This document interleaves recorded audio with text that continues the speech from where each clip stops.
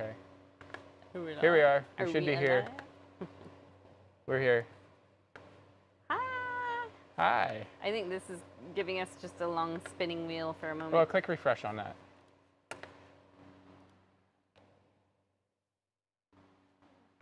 Now click on it again. There we go. Okay, everybody. Hello. We're here. Sorry, we are late. Somebody decided to roll their RV in the middle of the highway on... we got a weird echo thing. We need to do turn the volume on. Just turn the mute on the keyboard. This one? Yeah. Somebody rolled their RV in the highway on a major highway that we take to get here. Yeah. So a drive that normally takes us 15 minutes tops took us close to 25 minutes or so. Maybe longer. Longer. And then when we got here, it's like something got left on that we use here and needed batteries, and Paul had to scramble and find batteries. It was just like this thing wasn't loading for our website.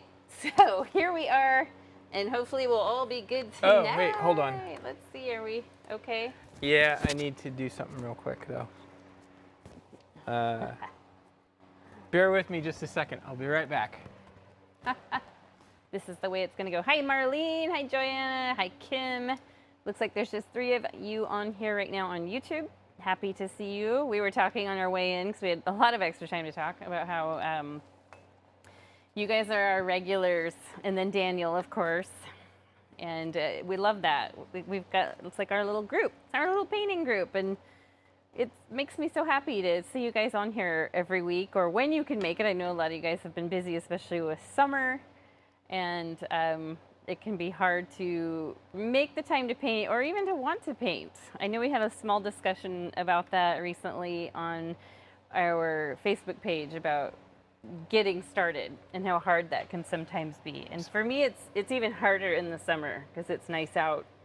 And maybe you're staying inside because it's hot and you've got air conditioning inside, but you don't necessarily always want to paint during that time. No. So I'm definitely a fall and winter painter for sure.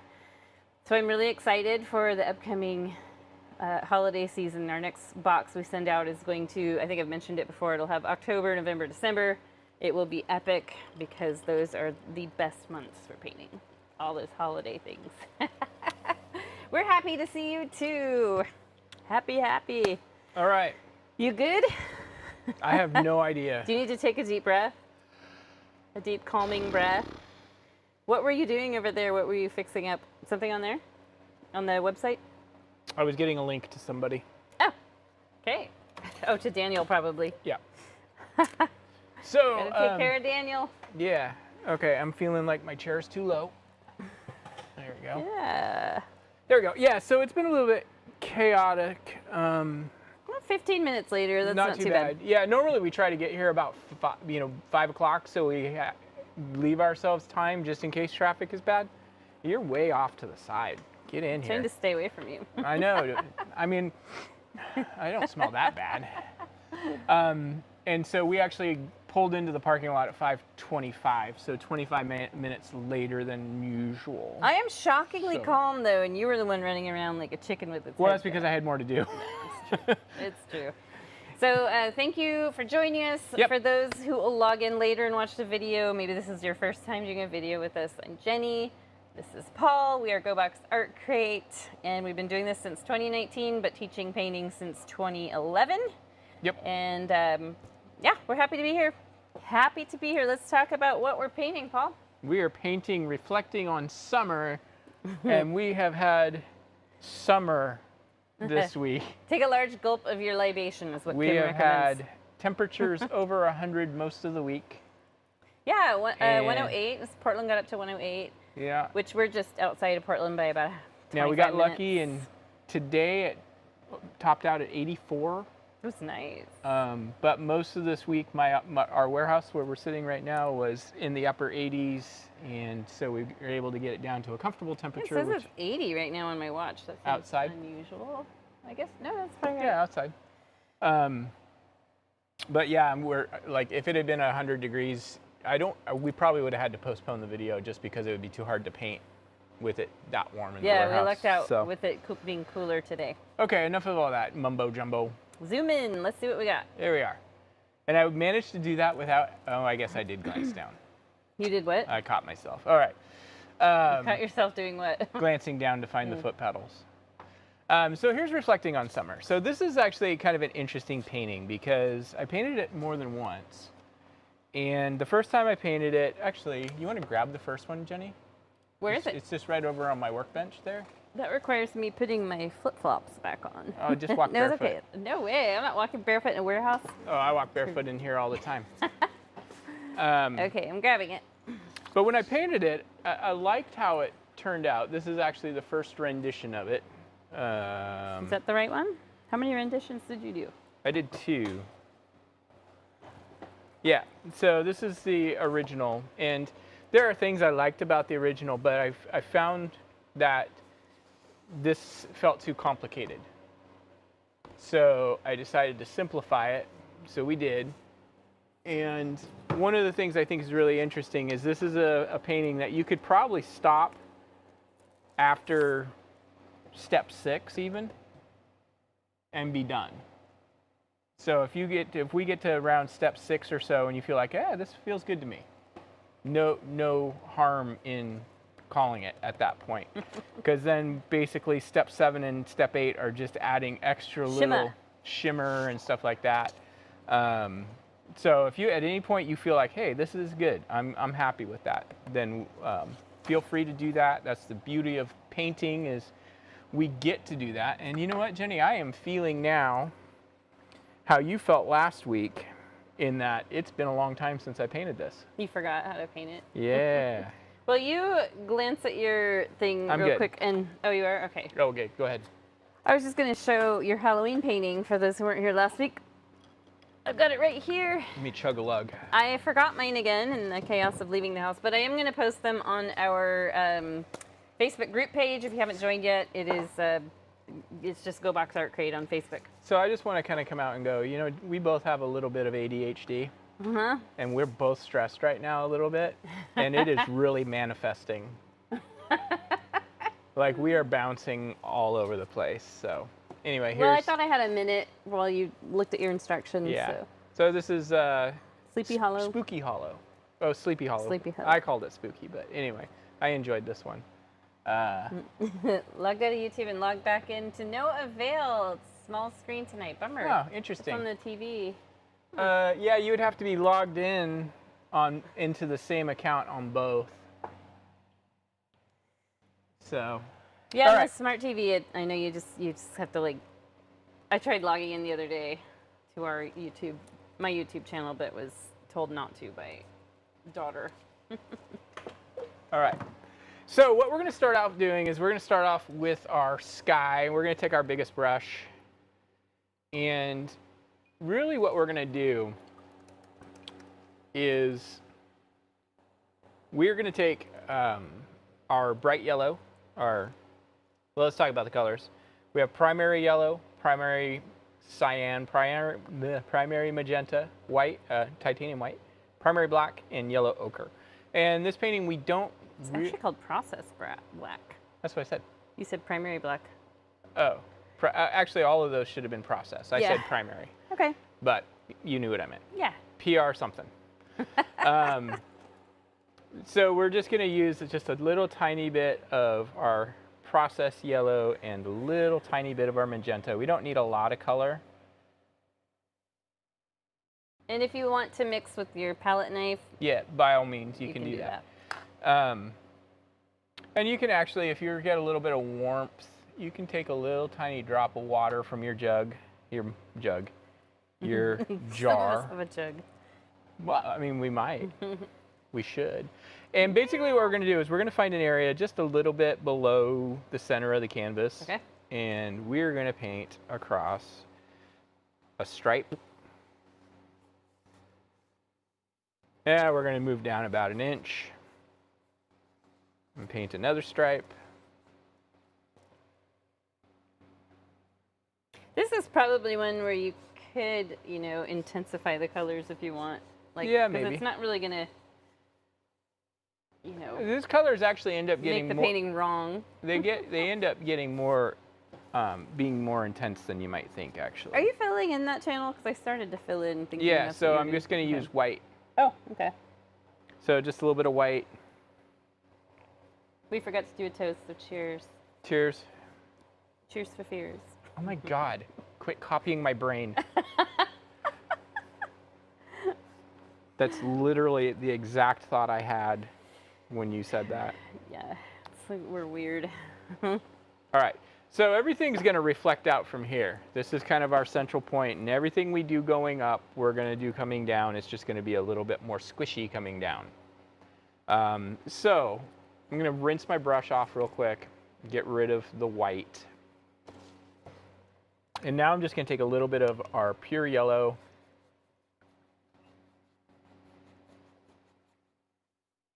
I'm just going to kind of brush this in to our warmer color. It is going to shift it a bit. We want it to get this warmer, brighter funny glow.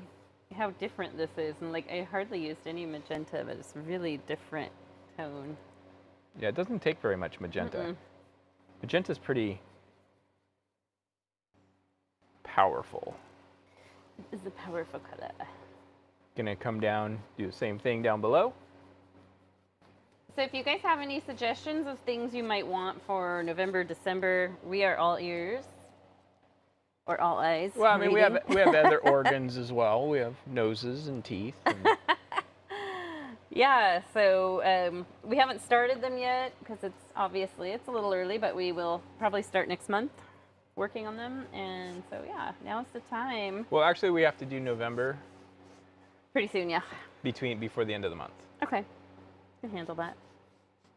Yeah, just in case Thanks we for get the heads up. Paul. just in case we get a new subscriber between now and then. All right, Skexy. All right, we've kind of got this little band of color. We can come back with more color if we want to later, but I want to kind of keep it simple. And I'm just going to take white now. Oh, a lighthouse, yes.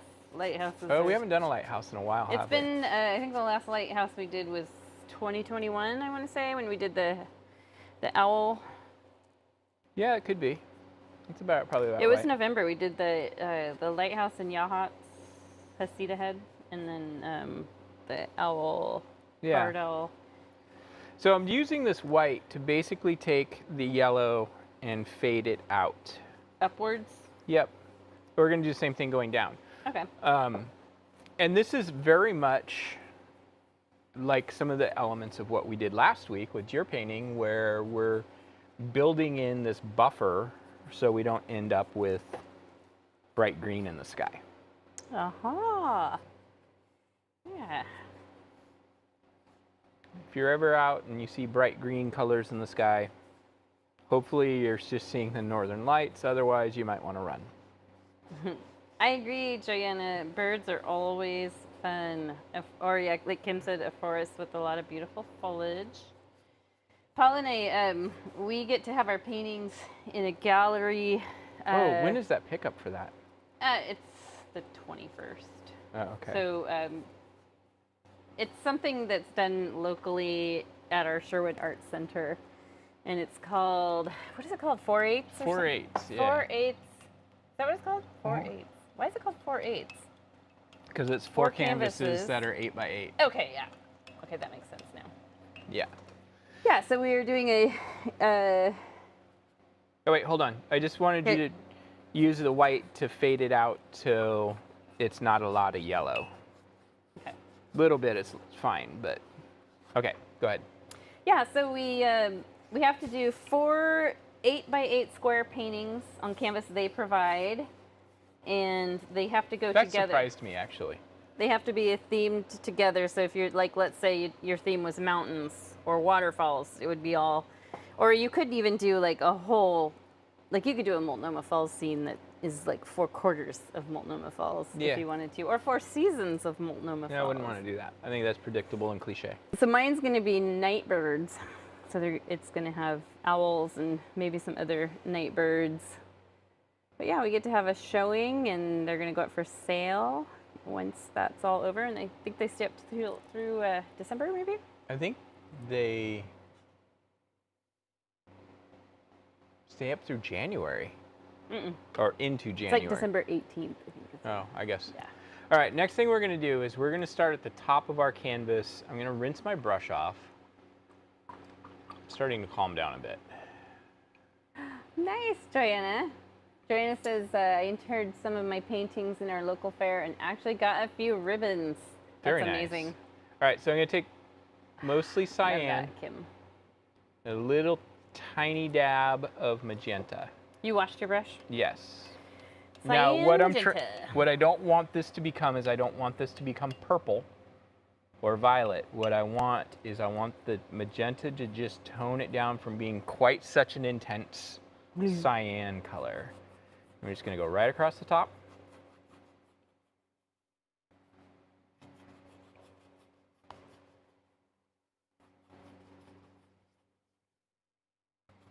I found a movie for us to watch, by the way.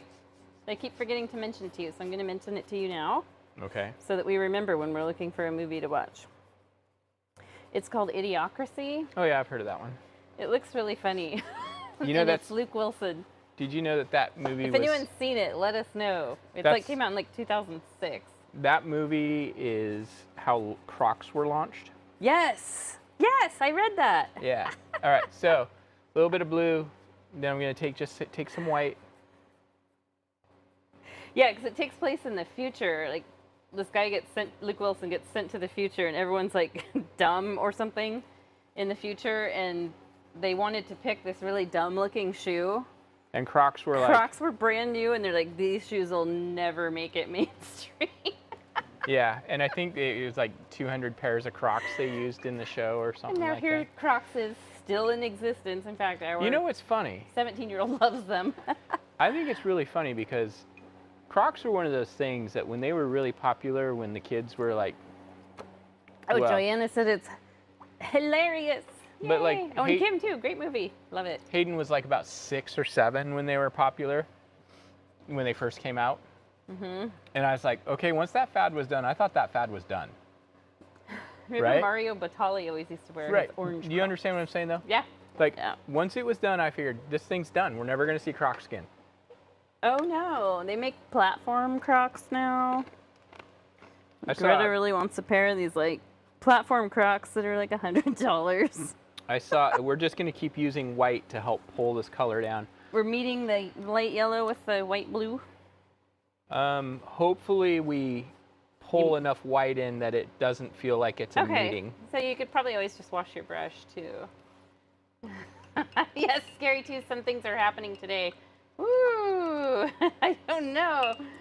Yeah, I'm not surprised. What? Some of the things in the movie that were futuristic are going on today. Well, and the irony of Crocs being back. I'm just saying. And I actually Crocs are saw. apparently popular again. Yes, Crocs have been popular.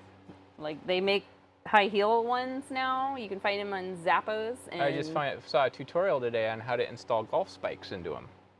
yeah. So our child installed spikes on theirs. Like basically how to turn them into golf shoes is what I'm saying. Yeah, that's Which funny. I would never. Greta's were punk spikes. That's different. It's a different kind of thing. Spikes on the bottom to help traction versus spikes around the top to kill things with. And it's like they take these rubber shoes that are so silly looking and punk them out and try to make them look like they're all bad. That's dad I punk. sound really old when I'm talking like that. You've been doing that lately. I've been doing that lately, sounding really old. Yeah. That's funny. I've been around a long time. You know, not next month, October, I think it's our 27th anniversary. 27th wedding anniversary and 30th year of knowing each other. That's crazy. What are we doing right now? We're just continuing to work some more of this blue. I kind of lost some of it. Okay. We'll kind of have an opportunity to kind of add more and touch it up. No, Terry Crews is in it. Yeah. Oh, I Cool. love Terry Crews. No, we have not seen Don't Look Up. I have like mixed feelings about that. I really want to see it. It looks great. But then a lot of people are like, it just gives you this kind of hopeless feeling for a while. Okay, I'm gonna mirror that down below. Okay. Don't want to get too sidetracked. Too sidetracked. Are we gonna? Too late. Are we doing dinner afterwards? I don't know. Do Not at the place we went to last week. Our daughter gave us all kinds. Our child gave us all kinds of grief after last week for arguing about the Mexican restaurant on the air. Oh yeah. She was hideously, horrifically embarrassed. Nobody wants to hear that. Considering nobody knows her, so isn't gonna judge her. So. So funny.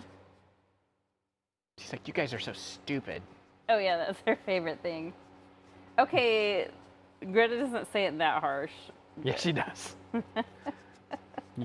You just ignore it. I disagree with her. Yeah, we're kind of stupid. Yay for being parents of teenagers. They would be horrified right now. They're not here. Yeah, our son is so easygoing. He's just so easygoing, but he's also almost 23, so, you know. I would say Hayden's difficult age was around age 8. Yeah, but that was also, when he peaked in his, like, meanness. But he's also spectrum, so. He is, and I have friends who have children that are spectrum, and their kids are around Hold on 8 or a second, 9. real quick. As this blend down here, if a little bit of the green starts showing up in the bottom part, that's okay. So yeah, friends who have children that are on the spectrum and, you know, around 8 or 9, I always say, don't worry, like, you're probably in the worst phase of this, and it gets just better from here for the most part. I don't want to, like, do a blanket statement, but so many people have one of my friends, I told that, and now her daughter is, I want to say 14, and it's like a completely different child. Yep. In a good way.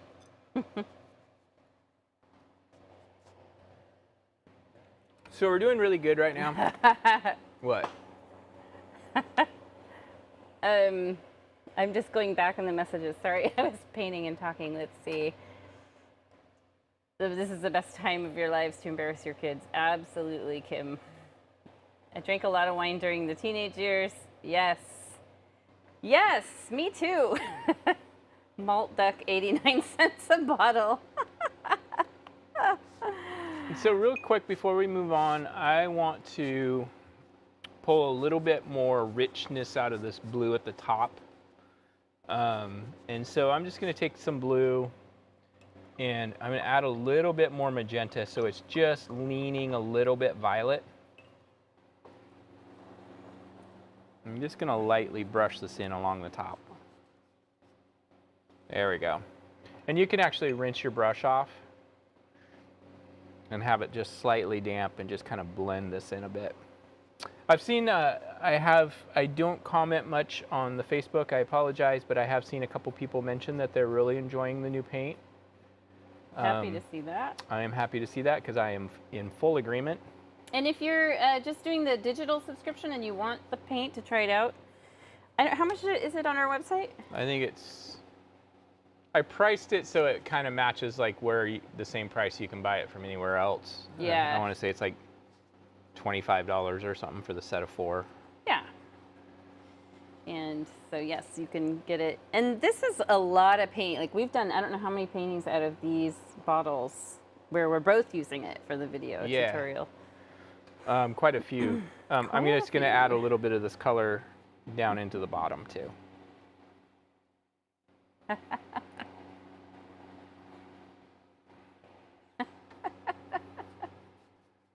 Just reading the comments. Yes. The teenage years. When I'm getting down into here, I'm being less concerned about it being, well, actually I'm not really concerned about it being like smooth blends and stuff anywhere, but because all of it's gonna get chopped up and broken up with the clouds. So. Oh, nice. Glad you're going to try the full subscription for the holiday season. You will, Joanna, you will live the paint a lot. It takes a couple paintings, I would say, to really fully get used to it. But Yeah. it doesn't mean you don't appreciate it right away. Yeah, it's just getting used to it is hard. Yeah, you really do start to kind of appreciate it right away. Mark says, "What hard stuff? Not drugs, booze." Yes. We have Kraken spiced rum tonight. You do. I'm drinking a White Claw. Jenny's drinking a White Claw. Surge, which is... This one, blood orange. They're really good. I don't want to spill it. Careful. Yes. And I think they're, what, 8% alcohol? Oh, man. No wonder I'm giggling so much. Just kidding. As she giggles. Mark gave up drinking for 10 years when the kids were teenagers. One of us had to be sober. That's probably a good idea. We actually don't drink that much. No, So we've kind of have saved it primarily for like if we go to a barbecue or something, and for our live streams. yeah. I'd say through That's- 2020, once the pandemic hit, we worked really hard on Yeah. cutting back because it felt like we just God had darn it, gotten we needed to. We'd gotten to where we were just It was too much of a habit. a habit. Now But- he's drinking bourbon. There you Paul go. loves bourbon. I do. All right. So this is all fine. I've got this kind of like little chunky spot right there. That's all right. We'll put cloud there, no biggie. Next thing we're going to do is we're going to add our little bit of land that comes across here. And so I'm just going to take a little bit of my magenta, a little bit of my yellow, and I'm add a little tiny bit of blue to it too. Now, if it gets too green, just add a little bit more magenta Magenta, yellow, and blue. blue. Okay. Oops. Everybody in the pool. Yeah, I added a little bit of What white. color are we aiming for? No. Like this doesn't look like yours. Look at Here, let mine. me grab the original. No, I'm not there yet. I'm not even close. Okay. Kind of this color. It's just kind of a dirt. Oh, the mountain color. So it's Yeah. almost like this is the color you talked about that you said would be kind of hard to mix. No. It's kind of a grayish purple weird color. This is not the color though that I said would be hard to mix. Oh, okay. Oh, that's right. It was the waterline color. Yeah. Okay.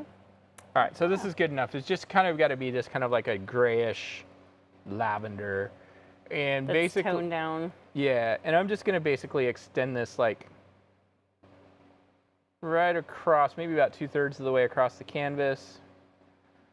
I'm looking at it as I'm pulling this in, and it could be a little bit more magenta, but I'll add that in a minute. So this is just gonna kind of start about 2/3 of the way across the canvas. It's gonna come up, so it cuts up into our sky a little bit further. And I need to add a little bit of magenta to this. It's a little too gray. I was drinking rosé, but I have a nice Chardonnay now. I don't think I'll be giving up wine anytime soon. You know, it's funny when I started the Gogh studio in 2011, I was a red wine drinker, like primarily red wine drinker, and I didn't have a lot of wine like knowledge or experience. I was pretty young, and I have since, in the last 8 to 9 years, switched to white wine, and I like white wine a lot. I love rosé, I love Chardonnay, but my favorite I think is Pinot Gris. But it does go down a lot faster than red. Okay, real quick.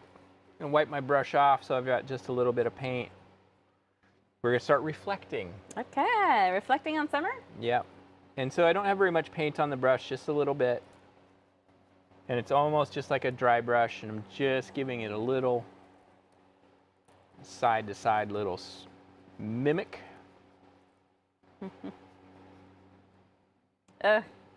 Kim can't drink anymore. Yeah, I know it. You know, it's not super great. So, Well, I mean, I the reality is the reason it does my what it doctor would does- not recommend it. But here's the thing. I'm going to get real quick. The reason it does what it does is because it's toxic to your brain. Yes. So it's you temporarily poison your brain to the point that your brain doesn't work right. So. Well, and then it takes your body metabolism goes, oh, I'm going to stop burning all the calories from food you ate and go straight to burning off this toxin I recognize. So a lot of people gain weight. So it's funny that you put more emphasis on the metabolic aspect of it. And I'm more like, it's poisoning your brain, and you're like, plus it makes you gain weight. I don't care about the poisoning your brain Forget the part. brain. The brain's already fractured. So. Yes. Because I have a teenager. Yeah. I remember one time when Greta was about 14. I use pot now. Yeah. Okay. So I'm coming to this. So Greta and I have always been really close because when we started Gogh originally, she was only about 4, and at that time Jenny worked a lot most of the nights, and so I would come home from work and it was Greta and me and Hayden hanging out every night, most 4 or 5 nights a week. So Greta and I have always been really close, and she was about 13 or 14. I think she was 14. And we were driving somewhere, and she's like, Dad, I just want you to know if I ever go to a party, I won't drink. But if there are edibles, I'm on that. So I was like, okay, I know that I can't prevent that from happening. So I decided I'm just going to tell her the right way to do it. I'm like, okay, here's what you do. You take a quarter of one, and then you wait an hour. Nothing happens, take another quarter. Don't take a whole one, or don't take a quarter and then wait like 10 minutes and go, nothing's happening, and take a whole one. Meanwhile, I did the exact opposite of that last summer. Luckily, I was in a place I could be for a long time, and with people I trusted. Just rode that out. I just rode it out. All right, so our next step. This is actually going pretty good. I like the way this looks. We're gonna mix up some base for our clouds, and let me grab our original. Come original, you got Quit to come. reading my brain. Did that really happen? Yes, you did. It's the band things because we listen to a lot of music. So we're gonna start laying. This is so much like the painting last week. Let's grab that. I can't. Use your long arm. It's behind you, not me. Yeah, but I can't turn my chair anymore. I'm gonna fall. Okay. This is Jenny's. So it's this very similar. It's cloudage. Yeah, we're gonna start with this base kind of color. Mm-hmm. I don't know how we ended up doing the same painting. Basically, it's actually kind of humorous. So any of these like awkward things that we got going on up here, where we go? Yeah, start slow for sure. With painting and pop. Yeah. I don't know. With painting, sometimes people just need to go big. It's true. It's true. So I'm going to start with mixing up more of a violet color. I'm going to add just a touch of white to it. Just like so. It's almost kind of a cobalty, not cobalt, periwinkle. Oh. You guys remember the old periwinkle color in the crayon box? Mm-hmm. So this is a great color. We're going to start at the top. And I'm going to go ahead and just kind of... Oh, mine matches my sky color up there. Yeah, so... deepen it a little. We're going to start off by kind of putting it on kind of heavy across. Okay. And I'm just going to go ahead and wipe my brush off real quick. Because I want to... And actually, let's do this. Let's just grab our number 8. Dry. And just kind of soften this up. Wow. Actually, mine's kind of crispy.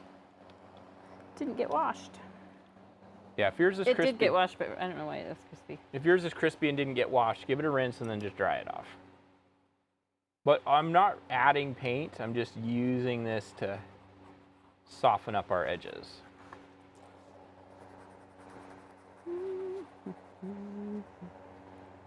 Well, now I'm pretty excited to watch Idiocracy. I've been wanting to see it. I've heard a lot of good things about it. I didn't know what it was about until, I think it was, someone recommended it on a video I was watching recently. Huh. So I'm just going to take a little bit more paint, and we're just going to only use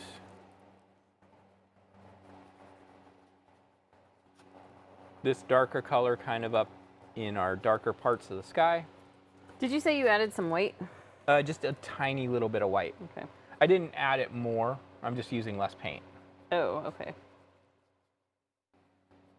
So anything that you put on that feels like harsh, like, oh, this is a little too hard of an edge or something, just use your number 8 dry and just soften up the edge.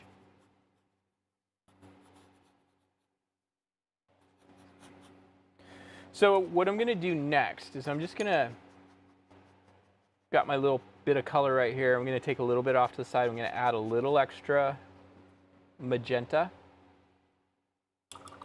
So it kind of becomes like a light, kind of rosy kind of color. What was that? My paintbrush just rolled off the table and into the trash. So you can see this color I'm bringing in is becoming a little bit more in the magenta range.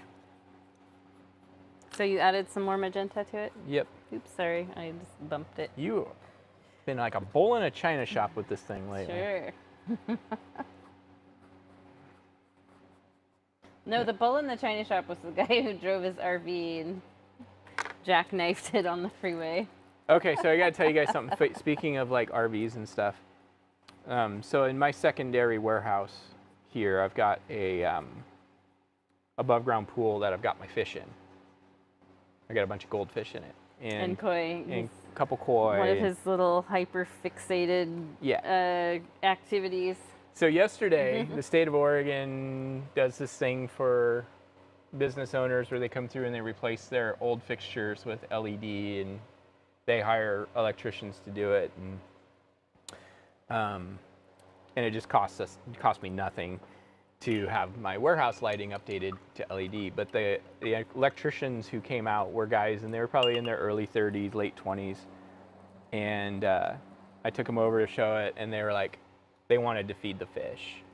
It was so funny. They were so excited. They were like, this is so cool. Can we feed the fish? And I was like, sure, let's do it. And the fish they're so used to people now because Paul goes in and probably talks to him every day. I bet you do. I bet you talk to them. I don't really. Well, And I do a little bit. They come right up and they'll follow you wherever you're walking around the pool. Yeah. And it's not a huge pool. It's like, what, 3 feet deep? Yeah, but it's 10 feet across. I mean, it's not huge, but yes, for fish, It's a good sized pond. But it was funny when the guys put his finger in and the fish were nibbling on his finger. They do that. All right, so what I'm going to do next is I'm going to now take a little bit of our processed yellow and processed magenta and mix them together. Make kind of I'm not worried about my brush being super clean right now, but I'm just kind of mixing a bit of an orange. And just going to kind of add some of this into our sky. And as I work my way down, we're going to make these shapes be smaller and less spread because they're further away. You can actually add a little bit more yellow to the lighter areas. Joanna wants to feed the fish too.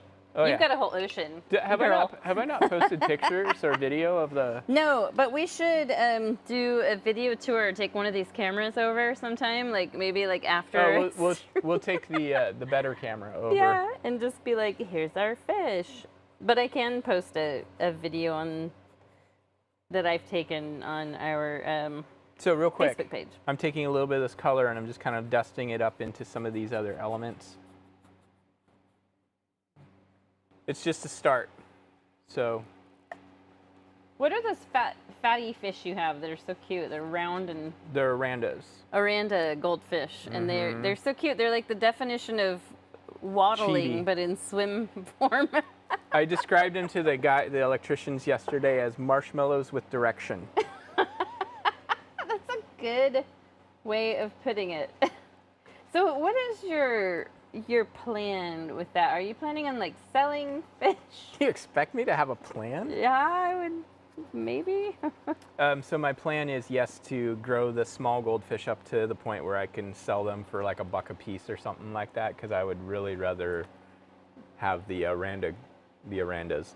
Could you sell Arandas? Could you start a Aranda breeding program? Oh, my gosh, if I could, that would be heaven, because Aranda's, let's say like a 3-inch Aranda can sell on Etsy between $50 and $75. Wow. Yeah. Okay, we're gonna focus on the Arandas. Yeah. I think koi are actually harder to sell because not a lot of people have koi. The room for koi. Yeah. And if you guys are interested in learning any more about this, let me know. I love my fish. You're like a wannabe ichthyologist. Oh, I have a library. I have a library. All right, so I'm gonna take my brush real quick. I'm gonna rinse it off. We're talking. I love my fish, I really do, and I always have. Like there's been times where fish have not been a big part of our equation, but I am happier when they are. In a past life, you were Aquaman. Jenny has always said that ideally we could have acreage somewhere where I could actually have a koi farm. So, okay, I'm just taking pure white, and I'm just bringing it in along this horizon, and I'm just gonna let it break up. And when I say break up, what I mean is as I move up, I get a little bit choppier. This is something I didn't do as much in the original, but you guys are gonna love this. I promise. Where's the sun at on this painting? There really isn't. It's just kind of like right in here. Okay. Like it's one of those things where it's like the sun is maybe just gone down and you don't really see the sun, but the sky's bright enough that it's hard to look at. Okay. That's a lot of excitement going on in the sky. I'm thrilled. Now, because we did this, excuse me, I took the advice of taking a big drink of my beverage. Libation. And now I've got, kind of got burpees. Nice, Paul, nice. All right. That was my chair. I don't know if you guys heard that, but that was my chair. That was the after arm effect of my of chair. the giant drink of carbonation. No. Looks like you probably need me to mix you another.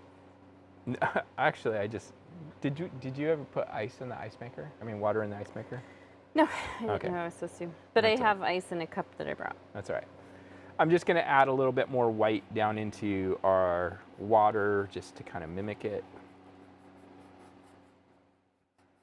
I got a little like sloppy right there. I'm not going to worry about that because when we come back in with our middle ground stuff, that'll kind of get covered up. While we're working on this, I haven't looked at the instructions. I don't know. Yeah, we're all right. I'm just going to take my brush, I'm going to rinse it off, and I'm going to take a little bit of this color that we used in the sky for our base of our clouds. I'm going to mix a little bit more up. And I'm going to kind of look and go, okay, I've got some right up in there. Everything I do in the water, though, I want my brush to be moving side to side.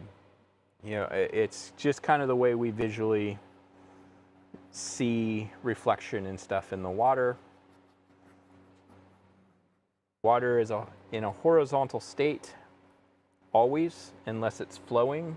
Since this is a lake, we want the shapes and reflections to be in a horizontal state. I am going through the white tonight. I hope you guys can't hear our big old fan. It's a swamp cooler, actually. It's a swamp cooler. And it works really It good. actually works pretty well. We encounter that on when we walk our dogs at night. There's this one section where we walk on a pathway that goes between two frog ponds, natural ponds, and you really understand swamp cool, the swamp cool effect when you walk through there. It's like, whoa, the temperature just dropped like 3 degrees. I think it's more than 3. I think it's so? like, yeah. I was wondering. It's probably more like 7 or 8, 9 Wow. degrees. It's pretty obvious. Swamp So cooling just like we works. did in the sky, I'm taking a little bit extra, little bit of magenta. I'm not putting this on real thick. And I just totally had putting on the Ritz hit my mind when I just I didn't have that, so our brains have stopped They have being diverged. on the same wavelength. Are these reflections of the clouds that you're trying to They're not achieve really here? like a specific reflection of the cloud. They're just a suggestion of a reflection. Okay. It's rough with this, the temperature in here. It and dries so fast. The swamp cooler being right there. Yeah, the paint dries on the canvas like mega fast. I mean, theoretically, the swamp cooler should help because it's humid. All right, just a little bit of yellow.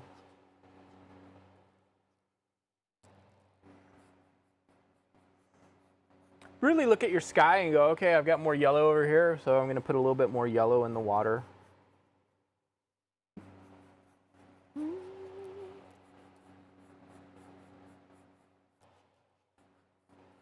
You get a little too carried away, it really doesn't matter. We're going to come back in because we really want to brighten up this central area. So it's better to go ahead and be a little bit bolder and more carried away right now, because then when we come back in with our... that's an interesting color combo down there. You got like... Did you just say you just put yellow in there? Mm-hmm. I have a question. Do you use raw sienna at all in this painting? I mean, not raw sienna, yellow ochre? Maybe not. No, I think I do just a little tiny bit. Daniel is in the house. Daniel is in the house.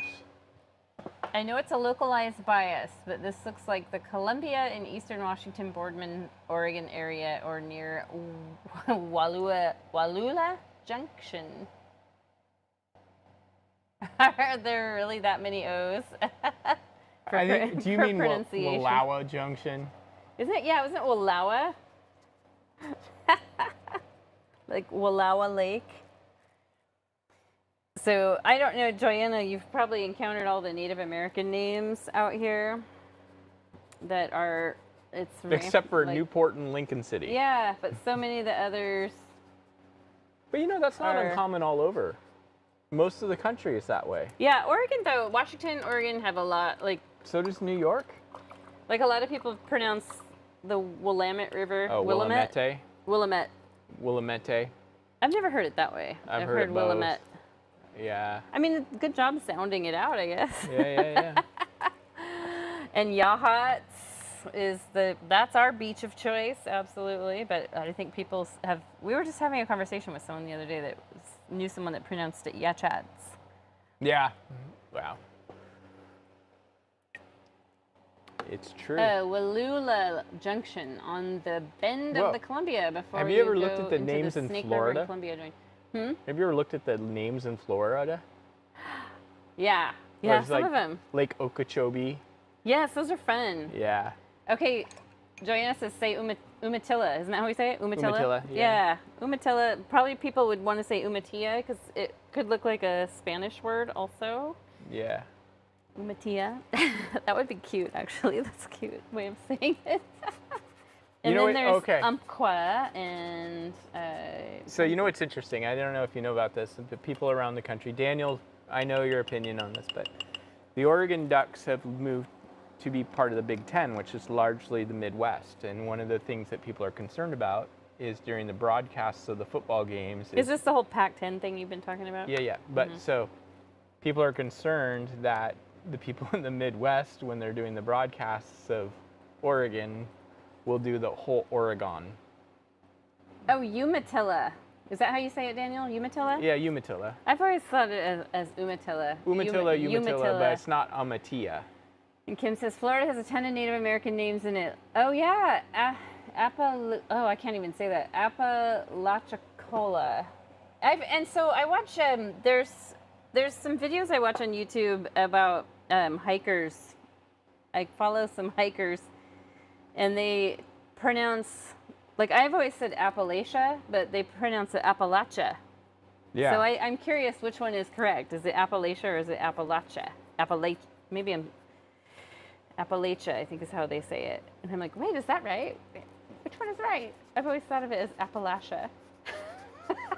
I know I'm wrong. I know I have to be the one who's wrong. I always just figured just ask the people who are from there. Tallahassee. I can't even. Econlocachi Trail. That is such a long word. Oh my gosh. Daniel says, I'm big on Mr. Ballin. Oh, I love Mr. Ballin right now. And one of the things that I found both funny and irritating is how he pronounced estacada. Didn't he say estacada? Yes, he did say estacada. And also, if you pay attention, Daniel, and I'm probably going to make you notice it all the time, that he really enunciates the. Like he says, you know how we just naturally, and he's probably the one who's correct, but we just naturally say like the, but he says the with everything, and it's one of the things I've noticed that I think is so funny. Real quick, white, Sorry. back through the middle. Sorry.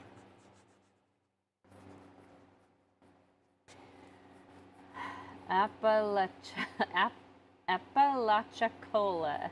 Wow. We shorten it to Econ Trail. It's a street in Orlando.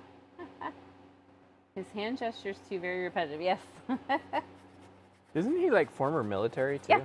Like a former Navy SEAL? He's such a good storyteller, though. If you guys like sometimes spooky stories or like Just unexplained. mysterious, unexplained stuff, he's great. His channel on YouTube is called Mr. Ballin, and he does it in a way that, you know, if there were victims, he's very respectful of that kind of thing. And it's just interesting the way he turns it into a story. Like, I know some of the stuff he embellishes it on, but it's not like he's making the story different. He's just adding to it, like, she took a deep breath and blah, blah, blah, where we know that the victim, we don't know if the victim took a deep breath, but it's just, it's interesting the way it all comes together. And keep in mind, as you walk over over there, your microphone is the same. Yeah, I'm going to. No, you can do you want me leave to it keep? Okay. You can keep talking. It's fine. I'm going to be a bartender for just a moment here.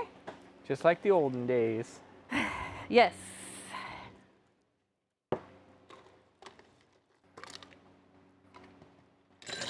It's actually kind of interesting because Jenny and I were not big YouTube watchers until we started Gogh. And we started watching YouTube to kind of get a feel for what we were delving into, and we found a lot of interesting people to follow. I follow a few musicians, and Jenny follows Mr. Ballin, and then there's quite a few other little slap tam. Yeah, I like the ghost stories. The ghost story ones, which are always, you're like, I'm pretty sure that was faked, but the hiker I follow is fun. Called Kyle Hates Hiking, and he does a lot of interesting hiking info. I think he's based in the Kim southeast. Says, I don't know. We've got good oyster culture here. Let's see if you ever get oysters from Apalachicola. They are delicious. Oh, I love oysters. Yeah, oysters are life to me. But my parents cooked oysters from the time I was really young, and it was a big treat. We would drive to Tillamook, and another Native American name. Tillamook. And we would get oysters from a place there, and so yeah, they've been part of my culinary history for years. But I get why some people don't like them. So I've got a fun Oregon story that I don't think I've told online. Okay. So the mountains, Mount Hood, Mount Rainier, Mount Adams, Mount St. Helens, Mount Jefferson, et cetera, they're all part of the Cascade Range. Mm-hmm. And a lot of people don't stop and think Cascade. Well, Cascade is a water term. That means when water is cascading. Falls. So, why are our mountains called the Cascades? I actually found out the story, and that is that when the pioneers were coming over, they would use the Columbia River they would build rafts and put their wagons on the rafts and go down the river because it was easier than trying to pull them through the woods. Mm-hmm. But there was a section of rapids that was where Bonneville Dam is now. And it was where there had been a giant landslide from the Washington side, which was Red Bluff. Oh, yeah. Above Skamania Lodge. Red Bluff looks like one of the Egyptian pyramids. Yeah, Skamania, another Indian name. And there had been a landslide that had created a little natural dam, and then over the years it had worn down, and then it became rapids. And so all the maps that they sent out back at that time, rapids were also known as cascades. So when they would send out the maps, it would show the line of mountains, and then it would show the river, and in the river it would show cascades, so that people knew to pull their rafts and wagons out before they hit the cascades. And since it's in line with the mountains, it then became known as the Cascade Mountains because of that. Interesting. So, yes, I will be a riverboat captain at some point in my life. You used to have the beard for it. Over yonder is an osprey nest upon the old fish piling where they would have the fish traps along the Cascades. I'm reading the conversation about oysters. Joanna says, I'm trying to like oysters, but they're weird. Pan-fried from one restaurant are good so far. Yeah, but oysters are very, very prominent. Deep fried to me are best. That's Kim. Yes, oysters are in the Pacific Northwest. We have a big bay here called Netarts. Well, not Netarts, Tillamook Bay. Tillamook Bay. But aren't there some in Netarts? Some in Netarts as well. And they're so good. I love oysters on the half shell or oyster shooters. Portland is only an hour and 20 minutes or so from the Pacific Ocean, and so we very much have a seafood culture here. So oysters, clams, and mussels are huge here. Yes, Daniel. Oh, and crab. You're right. Dungeness crab. Although I've heard there's a Dungeness crab shortage. Well, there's all crab shortage. Oh, really? Yeah, all of them. Bummer. King crab, all of that. All right. So we need to keep moving on because we are getting really chatty tonight. Yeah. What time is it?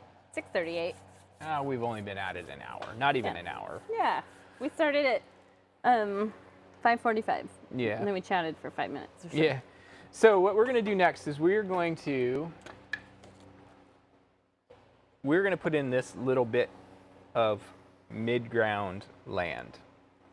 And so I've got this little area right here where I kind of got a little carried away with my white. I can kind of fix that now. But to start with, I'm just going to take my big brush, rinse it off, and we're just going to go pure black. And this is something I don't do very often. No, Joanna, we like chatty. Chatty is good. Yeah. And I'm just going to take my pure black, and I don't use pure black very often in landscapes, but this is one where we'll forgive you. It's okay. Yeah, we're letting it work. I'm just going to kind of create a little bit of a horizon, and it can kind of scoop down a bit. And see that little bit of choppiness I just did there? What did you do? It's okay. It's okay. You going all the way across? Yeah. All the way across. Good. And actually, I'm going to, this right-hand side, I'm mostly going to build up height when I start adding the trees. The left-hand side, I can have it scoop. Oh man, I'm just getting carried away. How's that rum? Too much? No, it's just right.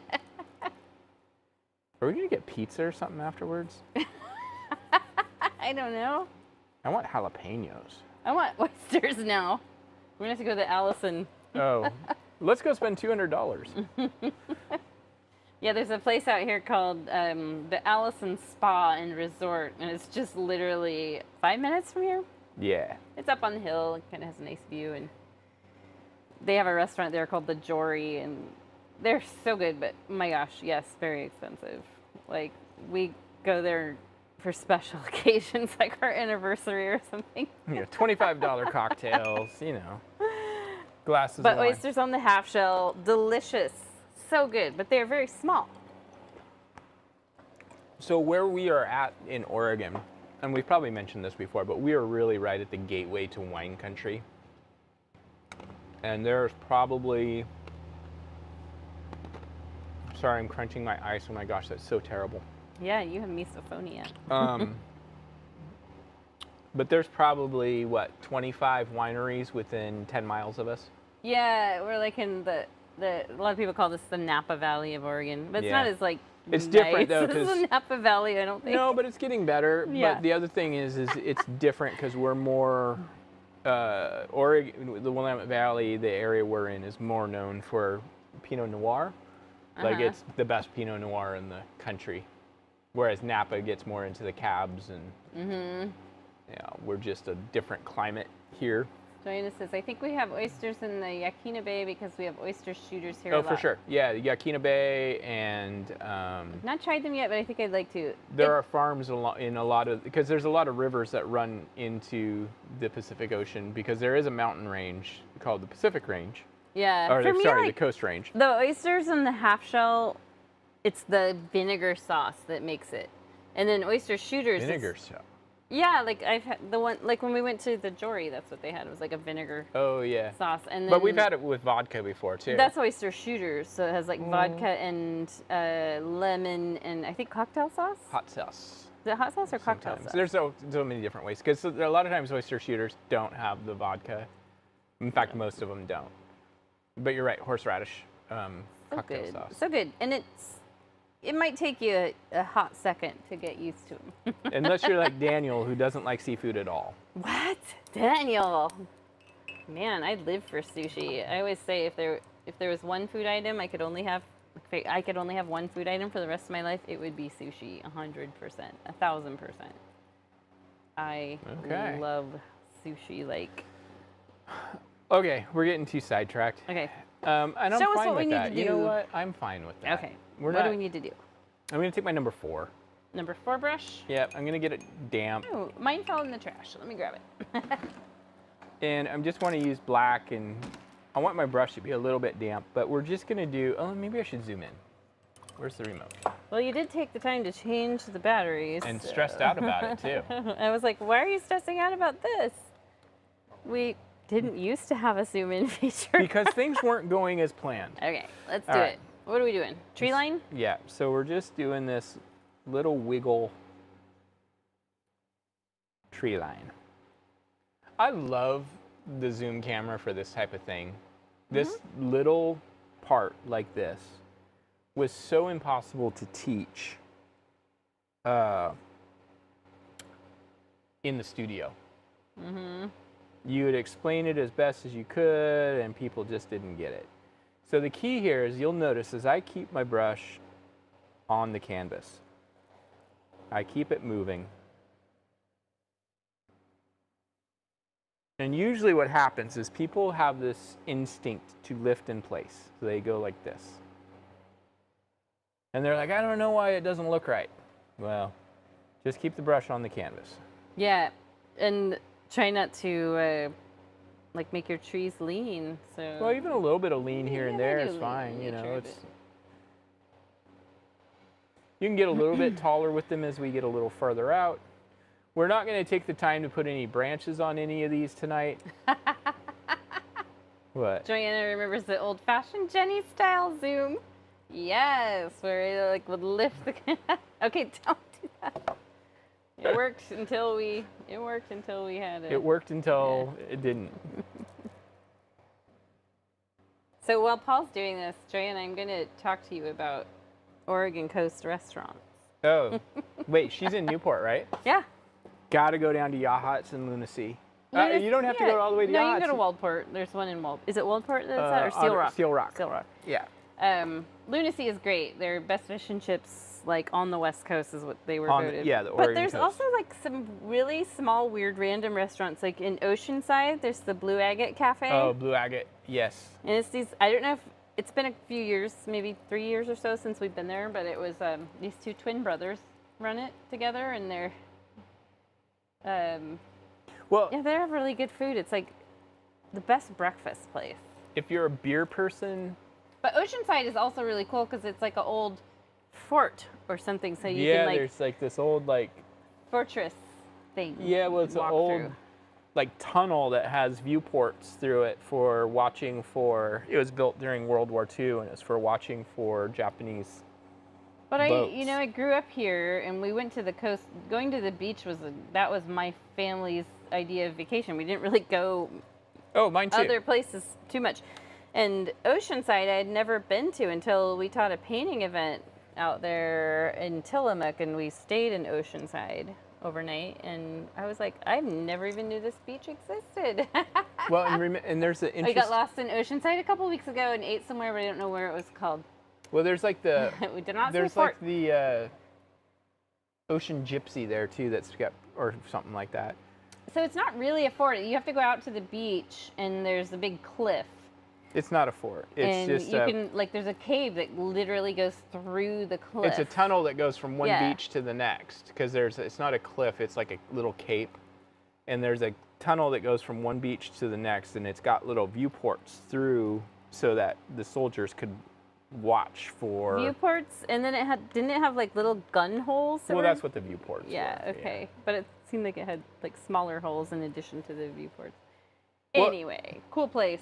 In Tillamook, you can go down and you can see the old hangars where they kept the blimps. Mm-hmm.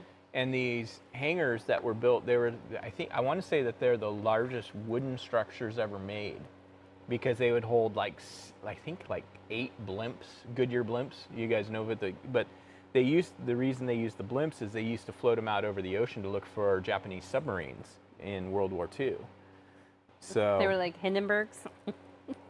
yeah, kind of. Like that's the style they were. They were the Well, there's a difference. The yeah, because Hindenburg was was a tourist one. It was a Zeppelin that was designed, and it was part of the reason it had its problem is it was filled with hydrogen, and hydrogen's Yeah. explosive. So You should definitely go there again sometime. It's places like that you'll find really good shops. Another really good city along the coast is Wheeler. It's a small city, but if you like Pacific City too. if you like little random restaurants that are just owned by locals, like Wheeler is great. And antique shops, those are always fun. Antique shops that are not necessarily like one of those shops that sells like all the same seashells and kites and everything. These are No, there's plenty of that. yeah, in other areas. But yeah, it's like a less traveled too. Wait, you're in Newport, so go down to Florence and check out the sand dunes. Yeah, sometime that's something you will want to do. That's going to be a good 3-hour, well, 2-hour drive. Yeah, maybe an hour and a half, 2-hour drive. But But Wheeler is up near Rockaway Beach, which is another really cool. oh, and she can go down to Hasita Head. Maybe you've already been to Hasita Head, maybe? No, And that's Thor's further Well. away. Yeah, that's further away. Maybe. Thor's Well. Yeah, lots of fun stuff to do, for sure. Newport's kind of a nice little starting point.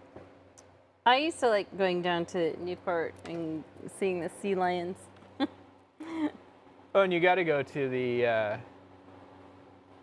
The Wax Museum. no, not the Ripley's. Wax Museum. What's the Ripley's? No. The big ocean. What do they call that? The marine biology. Oh yeah, the science Not center. that one, but there's the other one, the Oregon Coast Aquarium. yeah, Oregon Coast Aquarium. You got to go to the Newport, Oregon yeah. Coast Aquarium. Like that would be something. If I lived down there, I'd probably have a yearly pass and go. Yeah, but even the little science, marine science place there by Rogue Brewing is really nice too. Well, and that's also right in that same kind of general vicinity. So I'm reflecting all of these trees and stuff down into the water as well, and so I've kind of got this little. Joanna's been as far south as Bandon, and we've been to Astoria, but I know we have not seen everything. So you've traveled a good section of the Oregon coast. Astoria is one of my favorite places. It's but where Goonie was filmed. It's one of those places, though, it's not really like beachy. It's more like you're in this funky little town, and there's no real beach to go to. There's actually a bunch of movies that were filmed in Astoria. You had Goonies, Kindergarten Cop. Short Circuit. Oh, that's right. Funky. There's more. There's I don't like think I've ever been to Bandon, though. you and I have never been that far south. Yeah. That is my dream. We went and as my far goal. south as, what's that little town called where we stayed on Gardner, the Umpqua? which was kind of Reedsport. yeah, Florence. I've been all the way down because I had family on the coast in Crescent City, California, and we used to just drive down 101 to go see them. Joanna said that we've been coming here for about 15 years, so wow, so you've explored a lot. That's great. Awesome. You can pull this color down into the water a little further, by the way. I'm being a little too precise with it. I don't know. It's calming my mind tonight. Now I'm getting hungry, though. For oysters. Seafood. Just in general. There's a cool little seafood place out here that just sells seafood that we recently discovered. Are we going to do more to those blue clouds up in the top? Yeah, Okay. quite a bit more. Just checking. I don't love mine. That's a personal problem. But mostly I want to make sure that we get across and we get all of this broken up. And I know Daniel spent a lot of time down in Newport. Yeah. Daniel, didn't your mom used to be a violinist Oh, in that's right. the Oregon Coast Philharmonic that was based in, I remember she would travel down there a lot. was it violin or viola? I can't remember. And for Florida, I have a very, very good friend who is basically a brother to me who just moved to Pensacola from here, from Oregon. I have a He and his wife. cousin who lives in Orlando. Elizabeth. Oh, that's right. I always forget about that. But yeah, I know Tony is really, they moved from Dayton, so not far from here, to Pensacola, and they were able to get some property. And there's a home and a tiny home. The tiny home is being used as an art studio for painting.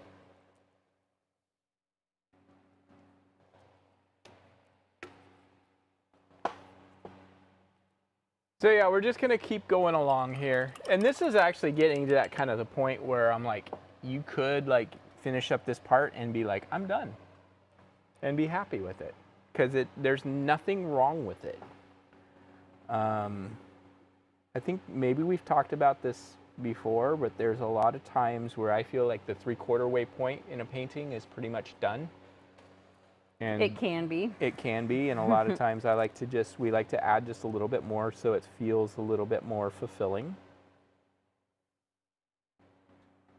Yeah, so we looked up Pensacola on Google because I'd heard about it a million times, but I'd never seen it, and it was kind of a announcement out of the blue that Tony and his wife were packing up and moving there. They've done that before, though. They moved to Montana for several years, and he just gets stir crazy, I think, and has to be. I think cost of living is a little lower in Yeah. Pensacola than it is in Oregon. Oregon's pretty high cost of living right now.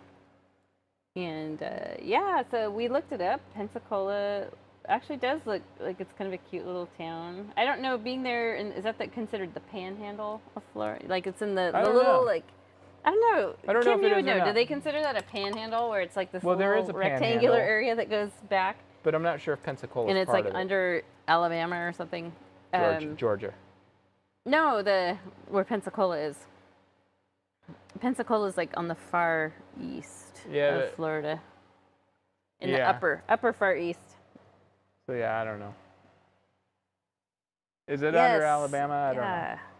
Because Alabama, does that go down to the Gulf? Probably Kim would be the one to answer that. I should know You should know that. I should know my family's from Alabama. Well, your ancestors are.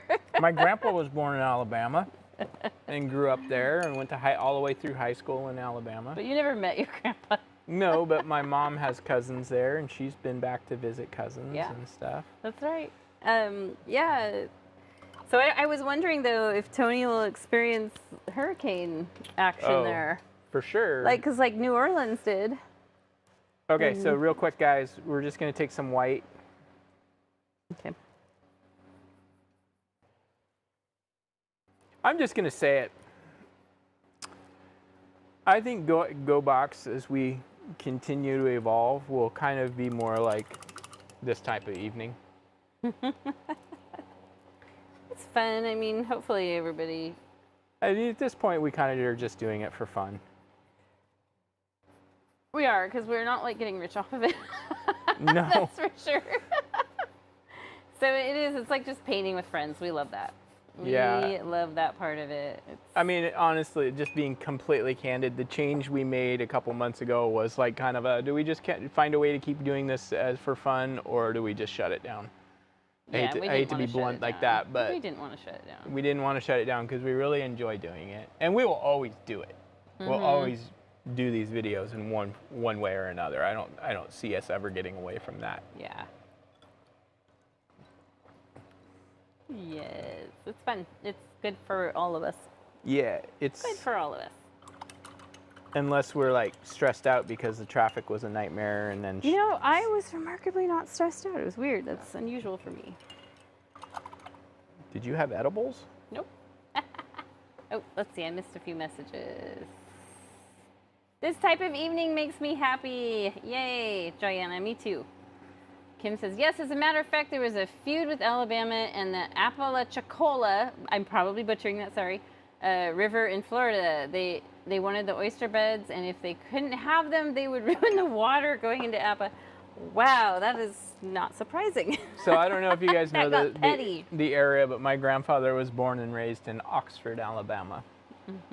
So I don't know if that means anything to anybody, but that's where my Is that high family's from. class? And then then his wife, my grandmother, was born and raised in Compton, so I'm straight out of Compton. Yeah. I actually really want to get into Orleans sometime, desperately. We have a really good friend who's from there, Who's that? Matt Flanagan. Oh, yeah. He's born and raised. He lives out here. Yeah. That's right. Oh, there we go. We'll bring the Flanagans with us. They'll Not only that, show us around. his mom adopted him, and she was a nun in New Orleans. Do you know that? Yes. I don't know if, I don't know what the story was behind all of that. So this is the point where I feel like you could totally quit at this point if you wanted to. There's nothing wrong with this painting at this point. The part of me that is much more of an impressionist says, yes, this painting is done here. But we're not going to do that. We're going to keep pushing through. But I will tell you that if you feel like at this point, you're like, I like this painting where it is right now, and you feel like I want to quit right now, by all means, I agree with you if that's the way you feel. We are going to take it to the next step. Close to us, we'd love to meet up and give you a tour on the beaten path place. Yeah, Yes. for sure. We need to travel more. So Yeah, it would be our bucket list. we just acquired a travel trailer, but I don't know if it's a all the way to Florida travel trailer. I don't think so, that one. No. That one would be the one to go with. It's kind That's of a long drive. it's kind of an interesting deal. We didn't buy the travel trailer. My dad decided to buy one, and then basically he's like, "Oh, by the way, we're storing it in in your warehouse." He was funny because he would only buy it. No, your dad is what, 81? One. And he's like, if you met him, you would think he's much younger than that. You would think he was in his 60s. Yeah, he's very, very fit and very, very like go-getter. But he bought this trailer only like if you and I said we would use it. Yeah, and then he's like, it's available to all of our siblings as well. I don't know if my child would, but yeah, I think I'd be up for it. Greta seemed to like it. It's a little small. Oh, Hayden would love it. But it's the kind of thing, it's like, it's not the kind of trailer that I would be like, I'm going to go down to the Oregon coast in November and watch storms in it. Yeah, it's a little one. Like, how big is it? It's only 21 foot. Okay, yeah. So, but it is the kind of trailer that you take someplace where the weather's decent and you're actually spending 90% of your time outside and just need some place to sleep and cook. Go back to meet up at Kim's house. Yes, that would be super fun. We'll do like a paint weekend. One thing I noticed, Paul, is that when you made the crooked horizon line, you totally straightened it out with the trees and their reflection. I would have restarted it. Yeah, you can do that just by balancing out like how far down one goes. Yeah. That's something kind of that fun just thing. I don't even notice that I was like did that, because it just is one of those things that as you paint more, it just becomes like a natural instinct. Yeah. So I'm just taking just a little bit of our pure magenta now. Very small amount on my brush. And I'm just going to kind of start just giving a little touch of this to some of these clouds. Just a little bit. Very small amount on your brush. This is the key. So those of you who tend to be a little heavy-handed, wipe almost all of your paint off onto your palette.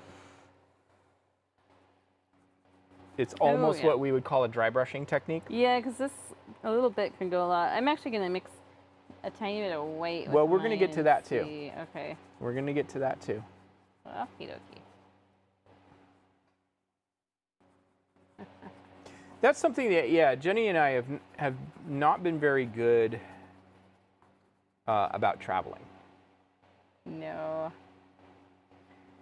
Oh, Daniel, by the way, I'm telling you, you need to go to Priest and see why I think this is Bear Creek Bay. Tell me more. So Priest Lake is a place in Idaho where Daniel's family has a cabin. And what do you mean by that? Bear Creek Bay.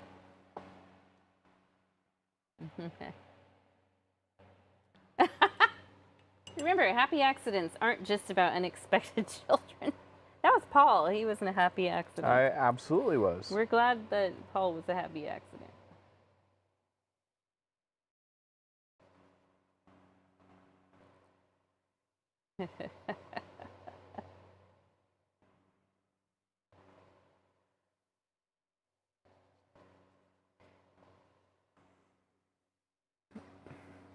Yeah, and I think that's why I gravitated towards painting, especially landscapes.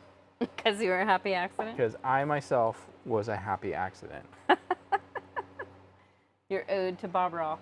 And I just want to, so real quick, The base south of us totally looks like this. I want to just throw a little shout out to Daniel. He did lose his father about 2 weeks ago. And so I know when he talks about Priest Lake, that's a lot of meaning to him. They spent a lot of time together at that cabin.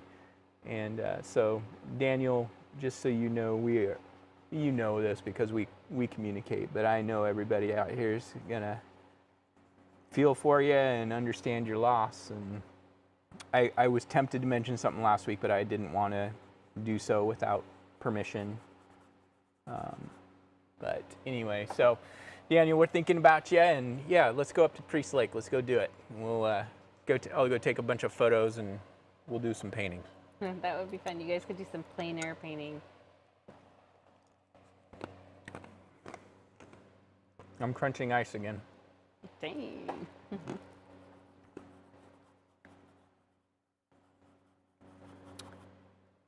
And Daniel, correct, your grandmother painted, right? And did some paintings of Idaho, so. Yeah, I remember him saying that. All right, so I'm just kind of dusting some of this magenta in. I don't want to gloss over the hot topic too much, but dusting a little bit of this magenta in just so it has a little bit of a presence up here. What? Did I just get burned?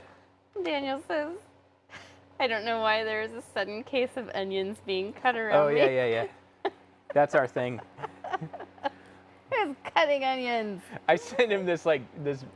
So Daniel and I are really good friends, and we have been for a long time, and I sent him this video like last night. Early 2000s, or maybe late 90s? 2000, 2001, I think probably around 2001, but okay. Last night I sent him this video of these two dogs running up like out of this field, and it says, when you pass away and get to heaven, and here's who's here to greet you, you know, and it's one of those why would you do that? Because, it's one of those things. And I was like, damn that onion chopping bastard's running around the neighborhood again. He's like, don't send me those anymore. All right. Yeah, some of the stupidest things cause me to cry about it. Yes, that's I'm a rough. very sensitive human being, and I tear up easy. I am the crier in our family. Yes. And I catch a lot of grief for that. That is not true. It is true. We can't watch any nothing with animal movies. But I've gotten to that point too. Well, so once you started having dogs. Once I trauma bonded with our 2020 dog. Yeah. So I'm just gonna throw some hints of this color down into our water. Like cats, you do feel that way at first when they pass away, but then like dogs, it's like you feel that, like you'll just randomly have that feeling like 10, 15 years later. It's like, oh. Yeah. It's a different thing. Yes. I actually could see Daniel being a dog person if he had you'd be a golden retriever guy, I think. It's funny to try to pair people with dogs. Yeah. We got those crazy Shibas. We were always cat people. Well, you were a dog person. I had I cats had both. growing up. I grew up with both, so. Yeah, and I had cats growing up, but they were mostly all outdoor cats. But cats were my thing, so we got cats for our first year of marriage. And then, of course, they live forever. And it wasn't until like 2006 we got a dog, and then I was like, I'm a dog person. What? I'm a dog person. How did this happen? Not that I don't like cats anymore, but I am straight up a dog person now. Yeah, I don't know if we'll ever have a cat Converted. again. All right, before we're getting sappy. Okay. All right. So we need to go get oyster shooters and then go home and play with the dogs. Tell us what we do next on our painting. All right, so the next thing we're gonna do is we're gonna mix up some like cotton candy pink. Oh, I already did that. I'm ahead of you. Cotton candy Randy. And so that's just magenta and white, about equal parts. And what we're gonna do with this is we're gonna come along these bottom edges of these clouds. Ugh, Joanna, I feel you on that. I cry about my dog who died in 2020 all the time. She was our first dog together. And she was, we just loved her so much. But she got old. She was 14. I think the way she passed was so hard too. Yeah. Stroke. She had a stroke, and right before I was heading out to work, and it was just the whole thing that she went through was just awful. Okay, let's keep painting. Yeah, I'm sorry. So I've got my cotton candy color. She was such a sweet girl, though. She was a diva. She was a diva? Is that what you just called her? Yeah, she was. And it was funny because our male dog, he was like, sweet. Like, he was sad. But then he was like, finally, I don't have to deal with that. And then we immediately got another dog, and he's like, crap. Another female. Another female sheep. All right, so we're just taking this kind of pinkish color. We're dusting it in a kind of, we don't want to get too bold on these lower ones because it wouldn't make sense for them to be there. But you can dust a little bit of this color in just so it's present. I like that you always use the term dusting. Yeah, well, I try to use words that make sense. I'm dusting an artifact. Yeah, well, I used to use that a lot. I remember. Like, I used to talk about like Indiana Jones and just lightly dusting some color in. Oh, wow. Kim lost her parents in 2018, 3 days apart. Oh, wow. That's hard. Yeah, you know, it's amazing how often that happens, though. All right. See, we're all about growing as human beings, not just artists. Sharing our experiences, finding out that we're more alike than we like to think. Yes. Which is we all comforting. have a slight amount of like unhinginess. Everybody's got it. But we're all sentimental. I am more sentimental than most. No, that's not true. I am more sensitive than most. Really in touch. I'm not like other guys.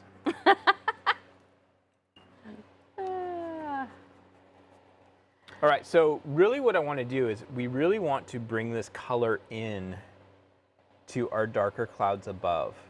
And the reason we want that is we want this contrast. The light pink is nice. Yeah. We already have dark here. We don't need dark here. It can be a little bit, but we really want this to, it does a couple things. It just makes it more interesting. It brightens it up. And I'm just using our number 8. You can use your number 4 even. Just kind of kiss the bottom edges of some of these. Excuse me while I kiss the sky.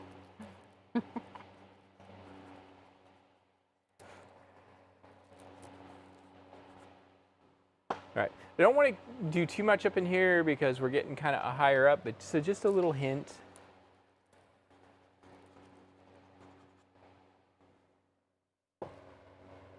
What if you put like a darker pink up there? You could. You could. Oh, let's see.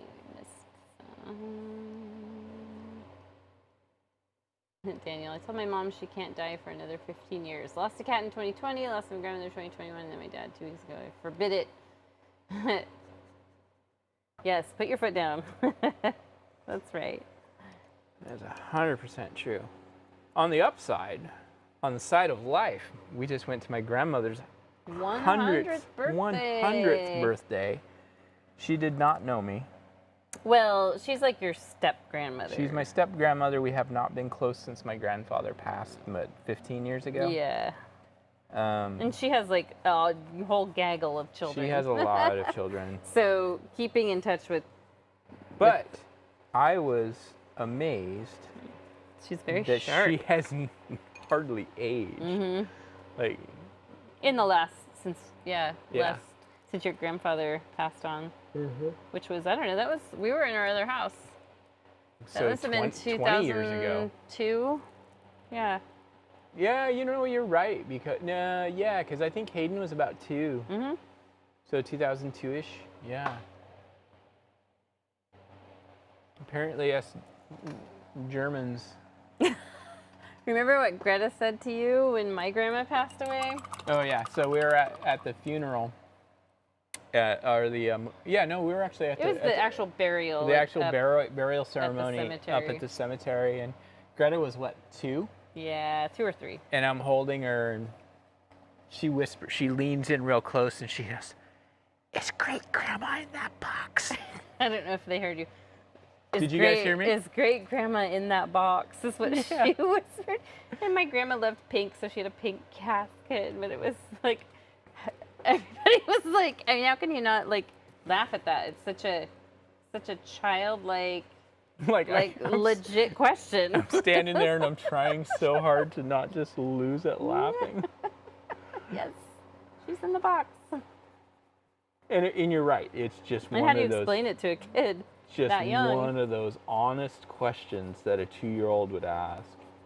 Is she in that box? Is grandma in that box? She obviously knew what was going on. You know, that we were there because of grandma. What's next on this? Okay, so where are we at? How are we doing time-wise? We're at 7:14. All right, so we've been doing this, what, an hour and a half? Yeah. We're doing good.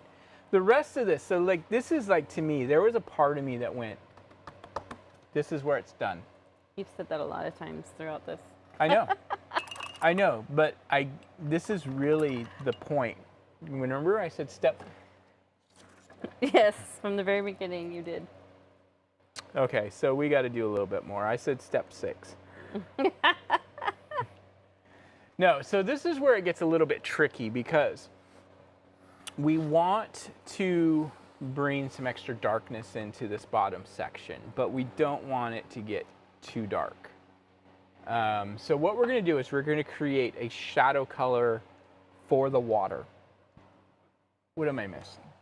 I'll read it while you're... Daniel says, my nephew Robert, the one who is a year to the day younger than Hayden, told his sister about their grandmother dying, that he would explain the power of the dark side to her. He was like 6. That's awesome. All right. So, next step. Oh, guys, you guys, we are going on this wonderful journey together, and I love every minute of it. We've talked about everything from oysters to funerals. Life, death, everything in and between. teenagers. Teenagers. Teenagers scare the living bleep out of me. All right, so what we want to do is we kind of want to mix a color that's similar to what we used up here. So a dark violet color. Cyan and magenta. Cyan and magenta. And what brush are you using? I'm going to use my big brush.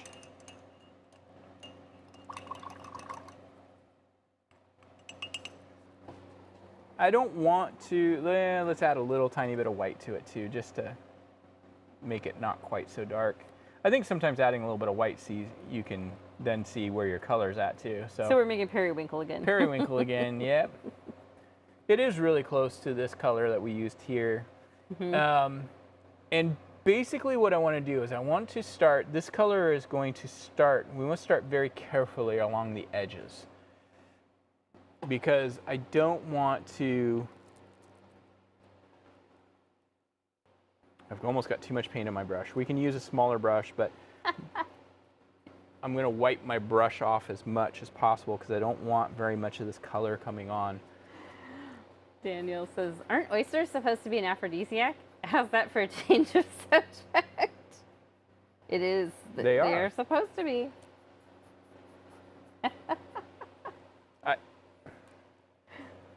Thanks for making it awkward.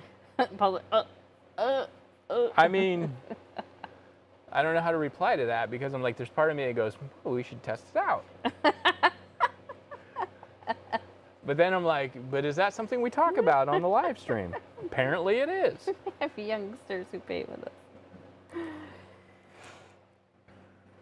You know, my painting was kind of muddy for a while, and Yeah, think so I've this bottom redeemed part it. does get muddy, and as we keep working on this next steps, As the paint dries, just keep adding vivid color to it.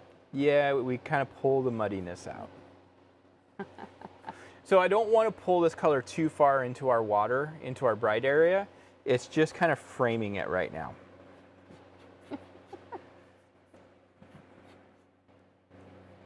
I hope you guys can hear how much Jenny chuckles, because it kind of makes me uncomfortable. I'm just chuckling at the conversation. Because I'm like, what is she chuckling about? What am I missing? I'm chuckling at you, Paul. We're all laughing at you. Well, I know that. You can, you don't want to go too far up here. You can kind of bring break it up a little bit. This is not the color that we're going to use to bring shadows and highlights in. We are going to do that, and that's They hear the chuckles. This is actually like the chuckle thing. It's kind of like my daily life, by the way. I'm chuckling at you always. Like, at all. we're at home and she is constantly chuckling, and I'm like, what did I do? Am I really? Yeah, you know, at home, Paul watches Instagram reels, and he's over there like, I don't chuckle though. I guffaw. you hyena laugh. No, like, you do that thing where you're laughing, but all you hear is like breath coming out. Yeah. It's so funny. I guffaw. So we don't want to come up too far into here. We kind of want to come up about into our water about halfway along the edges. We're just kind of framing things in. We don't want to get too bold.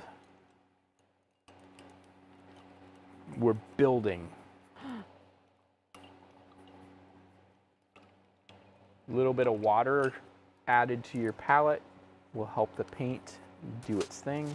I already drank my second drink. Oh my gosh, I'm terrible. Yeah, I'm just gonna go mix myself. Do you need something else? Yeah, can Water? you get me one of the Spindrifts out of the Okay. fridge? Yeah. I'm on it.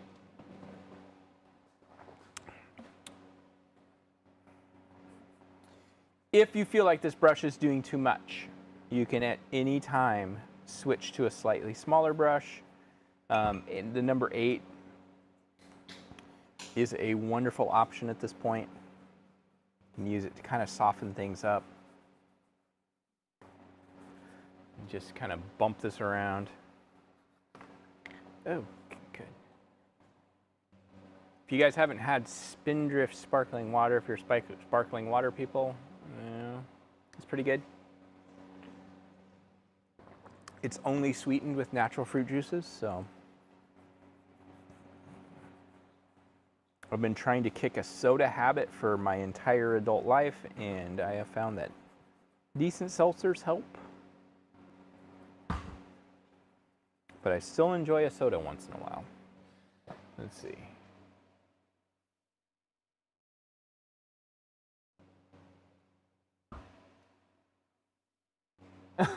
So Marcus and Jenny, are you listening? Yeah.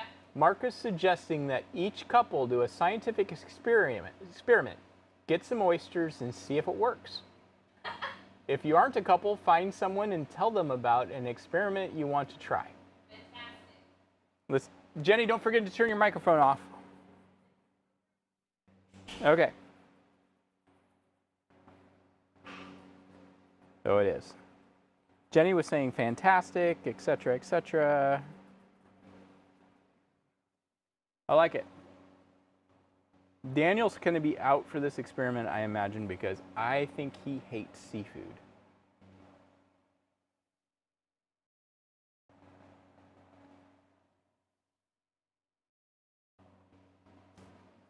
Am I right, Daniel? You hate seafood, is that right?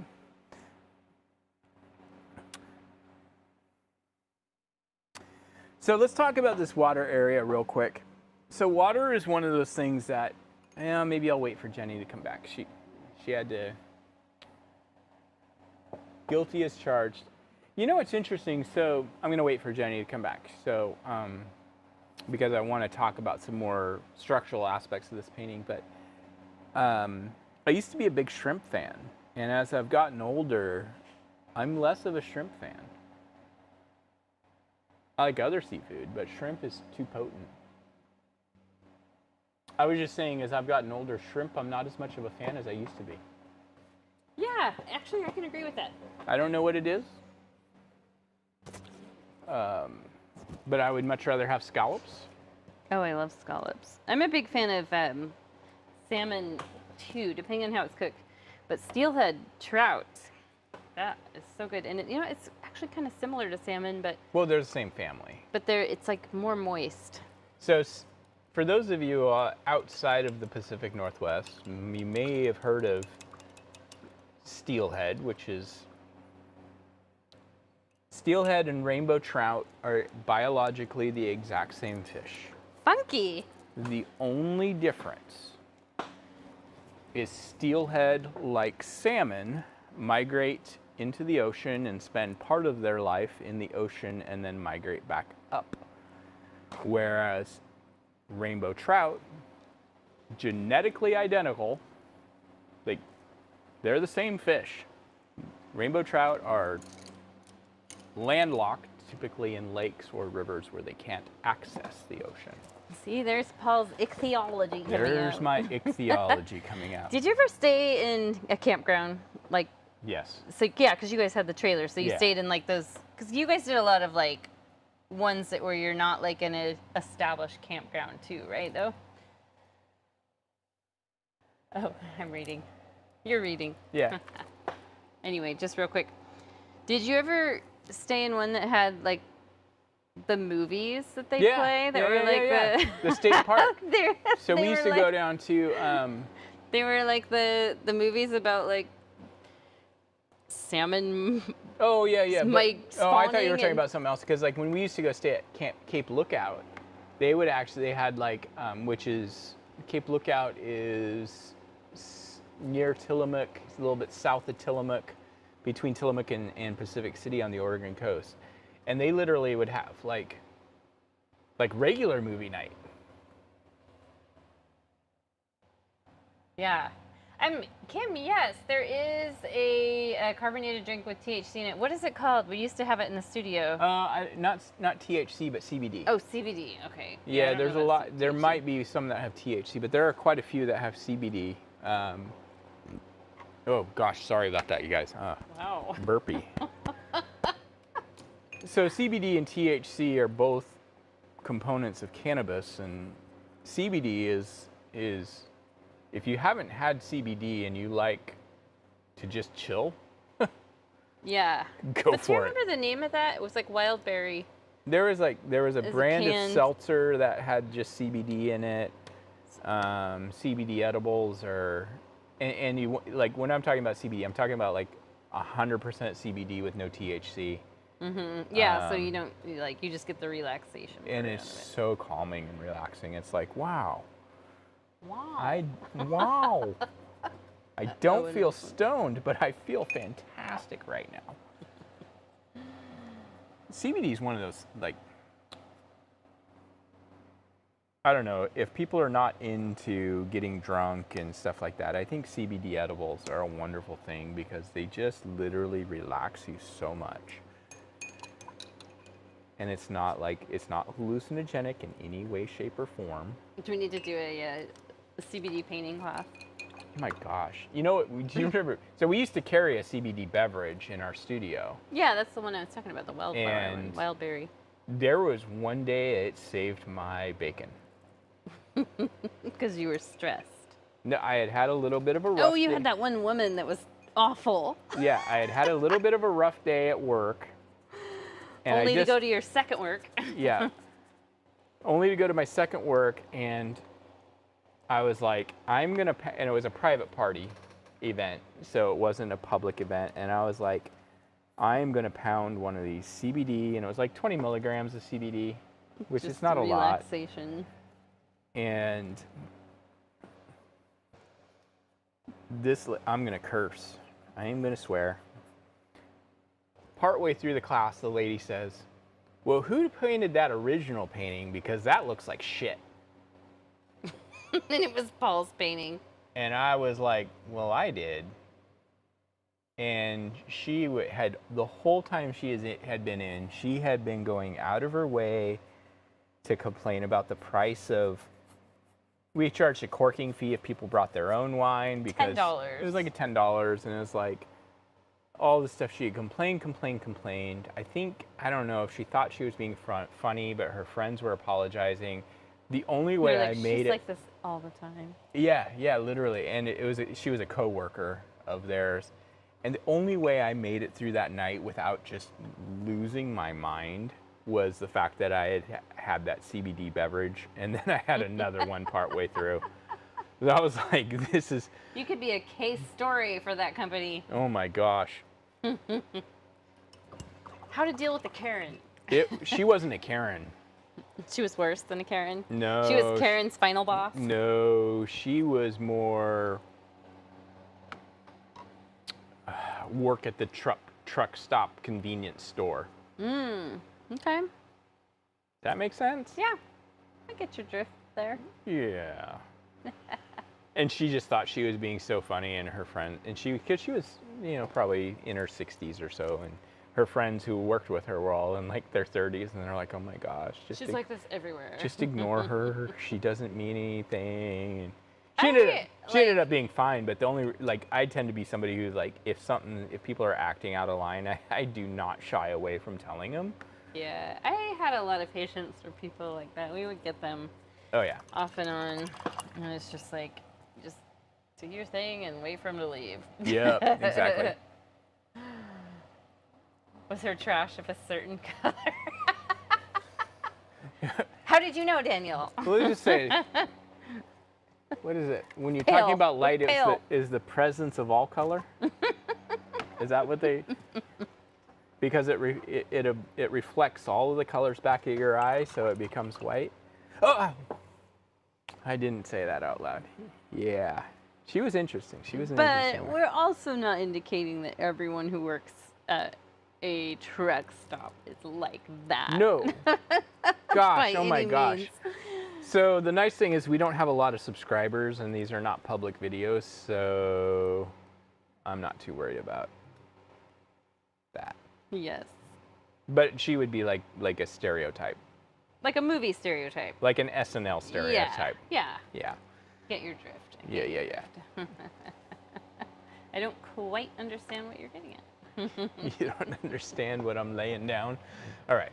So next thing we're gonna do is we're gonna need to start pulling some color across and out. And so if I look at my original painting, so there are some things about this where I still feel like this got a little bit busy in here. And this is actually, I love the concept of this painting, but I feel like the execution got a little bit lost in the technique. Does that make sense? Yeah, I guess. Can you see it? Yeah. So what we're going to do is we're going to mix up a medium tone that will work as a shadow into our light color and a highlight into our darker colors. And it would be really easy to just kind of go with like a purple or something like that, but I want to kind of we're going to use yellow ochre. Let's do it. I don't think I said that in the instructions. Break out the ochre. I don't think I said that in the instructions, but that's why you watch the videos and not just go with the instructions. I'm going to take a little bit of yellow ochre. I'm going to add a little tiny bit of magenta to it.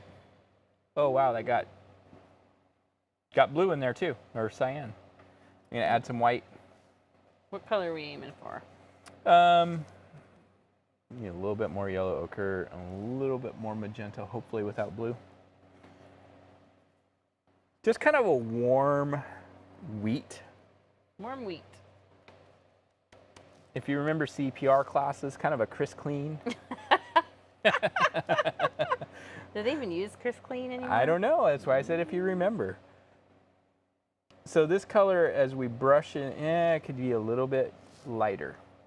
Add a little bit more white. What would you call that color? I would call it Mannequin soft flesh? soft gold. Soft gold, that works. I'm gonna steal some of your white. And there we go. It should just warm up your white a little bit when you brush it into the white. And it should work as a highlight over your dark color. Yeah, it's like peach without the pink. Yeah, it's a little bit peachy. I think Chris Klein was about the right. Clean? Chris Clean? Chris Clean, yeah, Chris Clean. And where are we putting this? Just So, yeah, that's what I was just starting to explain. So this works as our shadow color over our brighter part of the water. And it also works as our highlight. This is like kind of an ambient color.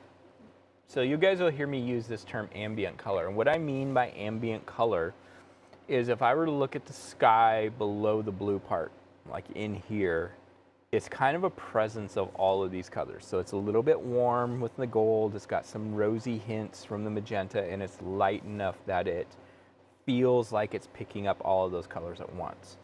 This color then can come in along this edge, and it can create ripples in our water without being too intense. It can create highlights into our edges.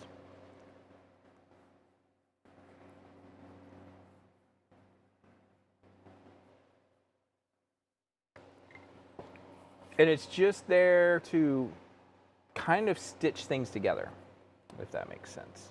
You can add a little bit of regular yellow to this too. Just a little bit. I'm gonna tint it up just a little bit. We don't want to get too crazy. We don't want to do a lot with this.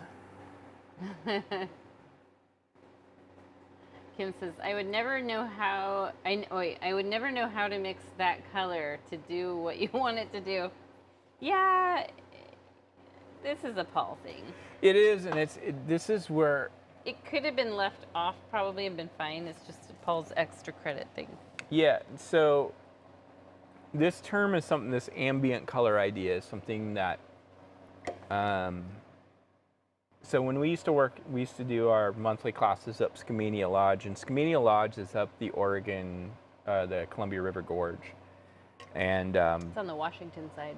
It is, but we would drive up the Oregon side usually, and sometimes come home on the Washington side. But it's the whole area is actually the longest national scenic area in the country. And one of the things I noticed, the Columbia River is at places close to a mile wide, and so it's a good sized river. It's not, you know, massive like the Mississippi, but It's pretty big probably still. one of the three. I mean, they bring like barges in the river, but what are those water wheel boats? The paddle called? wheels. Stern wheelers. and- Yeah. Yeah. It's probably one of the three largest city rivers in the. But anyway, one of the things I noticed is there's a lot of wind that comes through there too. It's the kind of the windsurfing capital of the world when you get up to Hood River. And one of the things I noticed is there's something that occurs that I describe as being ambient color. And so the water itself doesn't necessarily reflect what's behind it. What it does, though, is it becomes a color that is all of the other colors combined.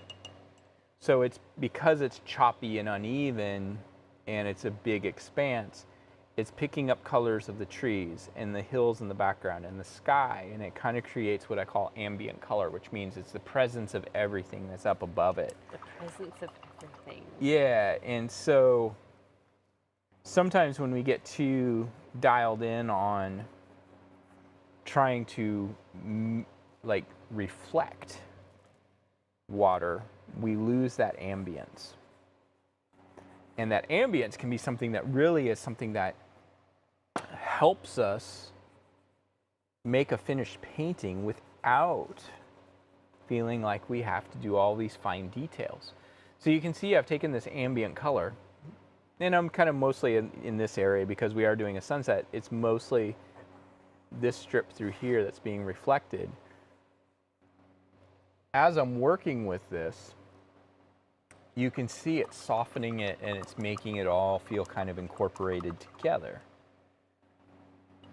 When you're driving up above the gorge before you get to Boardman, the color of the river is so weird. Yeah, Yeah, there are some times it is like that. Yeah, and it's very rare. The only time you ever see it where it's kind of reflecting what's behind it is on a more level surface, or no, it's on a calm day when there's no wind. because yeah, if you are up like on top of Crown Point, which overlooks the gorge, it's really tall way up there. It's like always windy at all times because of that. The river does look like a very ambient color. Yeah, and so like when she's talking about Crown Point, when she's talking about windy, like 100 mile an hour sustained winds up there are not uncommon. Yeah, very windy. And that's not even like on a stormy day. It's just, we can get into that some other time, but it's essentially the Columbia River Gorge becomes a channel between two giant air masses that try to balance. All right, so just that little bit of ambience works.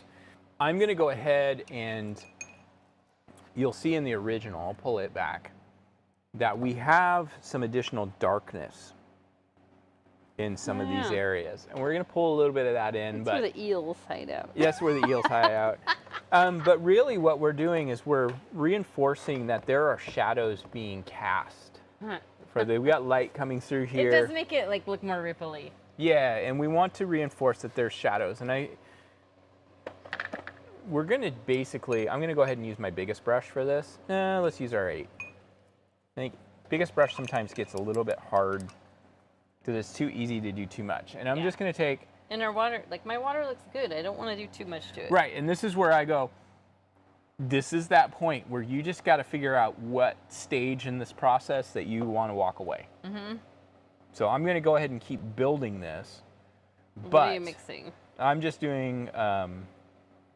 periwinkle plus black? Yeah, I'm going to add just a tiny bit of black.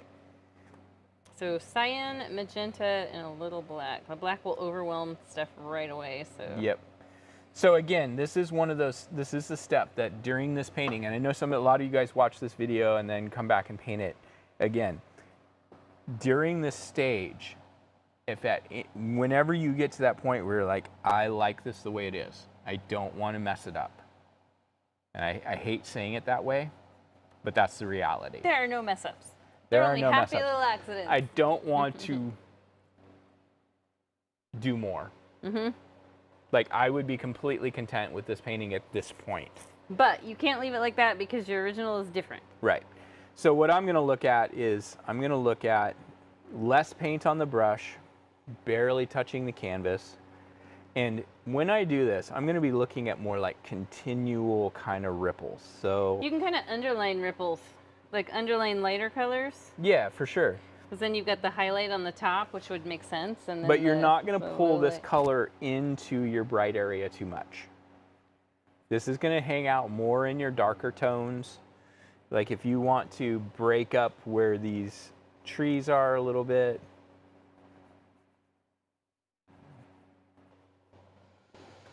You can do that. But these are going to be more like, this is going to be a bigger ripple that comes 3/4 of the way across the canvas. This is going to be a corner. We're going to darken up this corner to pull the eye towards the middle.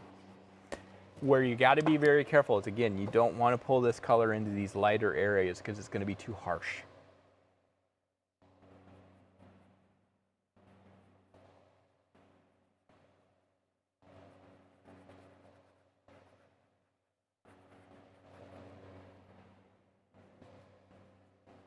I feel like I'm missing the conversation. I don't know. Should be able to copy and paste that into a browser. I must be talking about something different.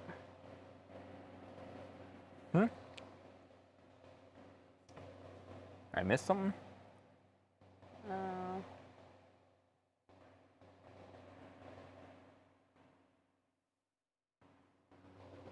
You're going to have to go back and read it because I haven't got anything. Daniel, you're confusing us.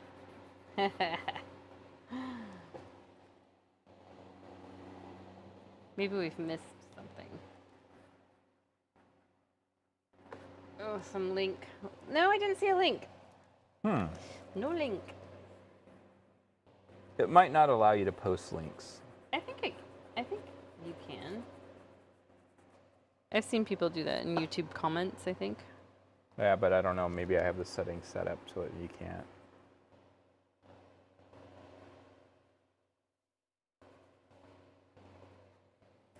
You know what I had happen on... So I have my other business, right? No pictures showed up. Cape Horn lookout, no pictures. Oh. Okay, tell us, Paul. So I started running some ads for my other business on YouTube or Facebook. Yeah. And so there's the agricultural sprayers, and I manufacture them here. And I can't manufacture them for less than you can buy like ones made in China and stuff. So I'm paying for this ad, and some dude posts a link to some other company, to a rival product that's like half the price of what I can even manufacture my machines for. So beyond rude. I'm like, come on, boomer. We've had people do that on our GoBox ads too. They'll post a link to like some other company. I'm like, I'm just trying to make a living here.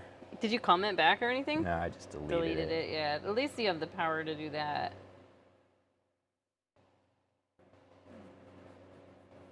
I'm like, come on, farmer guys, you're supposed to be supporting America. That's right. Not trying to discourage it. Come on. All right, so we just use that kind of subtly. I'm not going to do more. Like, my original is a little bit darker. But I want to leave room. We're going to throw some pink in here. You already did. Yeah, I did that early on because I needed something to soften some stuff up. So I'm just going to keep using this number 8. And I'm going to mix up, again, our cotton candy. Color, I'm off the... White and magenta. Yeah, about equal parts. Yes, please don't be posting links to Bob Ross. Oh, yeah. Let's videos. Although we love Bob Ross. We love Bob. Kind of. So I'm just going to take some of this pink now.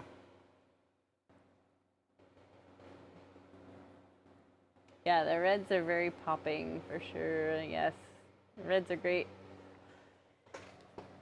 And just going to kind of mix it in these areas where, yeah, maybe I see some up above. As above, so below. So I think one of the things that I don't like about what I did with both originals is I got too small and busy. Does that make sense? Like a little bit too... I like that though. I like your original. It works. It works. We'll get there. But I also feel like it works better sometimes if it's more... I like the original because it looks very ripply. Yeah.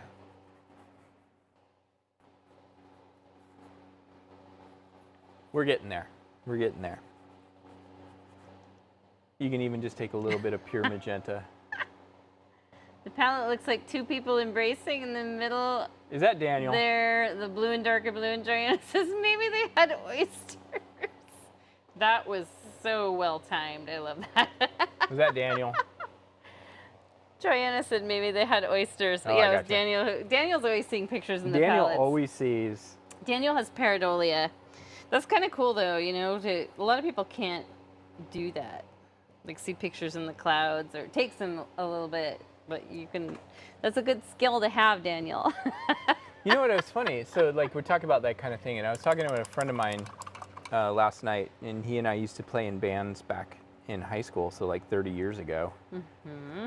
And we were talking about, like, we kind of did like our top 10 album list with each other, and I had said that albums sometimes, and to me, are so tied into memories. It's true, they are.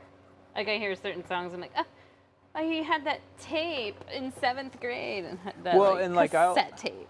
I'll have like memories that are just totally random that don't even make any sense. Like I'll hear a song and I'll go, that will remind me of somebody I barely knew, but for some reason, Yeah. it reminds me of that Same person. with smells, like certain hairspray smells will remind me of. But my friend thought I was nuts. Really? Is that Zach? Yeah. He was like, music doesn't trigger any memories with me. Well, that's a personal issue. Well, for him, he's very much... Black and white. No, but music is more of a study to him. So it's more of a... He gets more into the analytical aspect, and so it doesn't trigger the memories. Whereas to me, so we were talking about it, and I was like, but you know, like for me, like I'm a visual person.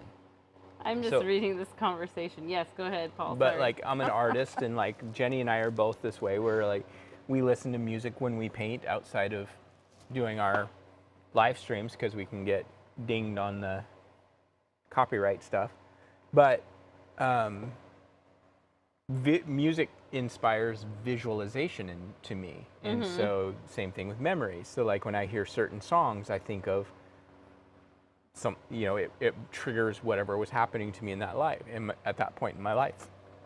And so I just thought it was fascinating that he doesn't have the same thing. I was like, wow, that's kind of amazing and kind of frightening at the same time. I'm like, so you just like music's just like strictly analytical for you? And he's like, yeah. Funny. Like, that's crazy. By the way, you guys, all of you, do your own top 10 list. Yeah, let's create a Go Backs playlist on Spotify. Yeah, we could That do would that. be Oh, we funny. can do that, and I could totally like link it on our website. Oh, I would love that. Let's do it. But the thing that's really interesting is coming up with a top 10 list of albums is difficult because, like, I think Spotify and Pandora or Apple Music, whatever, in a lot of ways has killed the idea of listening to an album. Now you listen to an artist. Yeah. Oh, totally. And so, like, when I was trying to come up with my top 10 list, it was like 1, 2, 3, 4, 5. Easy. Boom, boom, boom, boom, boom, boom. 6, 7, 8, 9, a little bit more work. And when I got to 10, it was like, oh man, this one's really got to count. It was really hard to come up with the 10th one. Hold on, you got something. You got fuzz? Yeah. Wow, you actually looked at me? I'm going to take I haven't even had oysters. I just took a little bit of pure black now. Very sparingly. Oh my gosh, Daniel.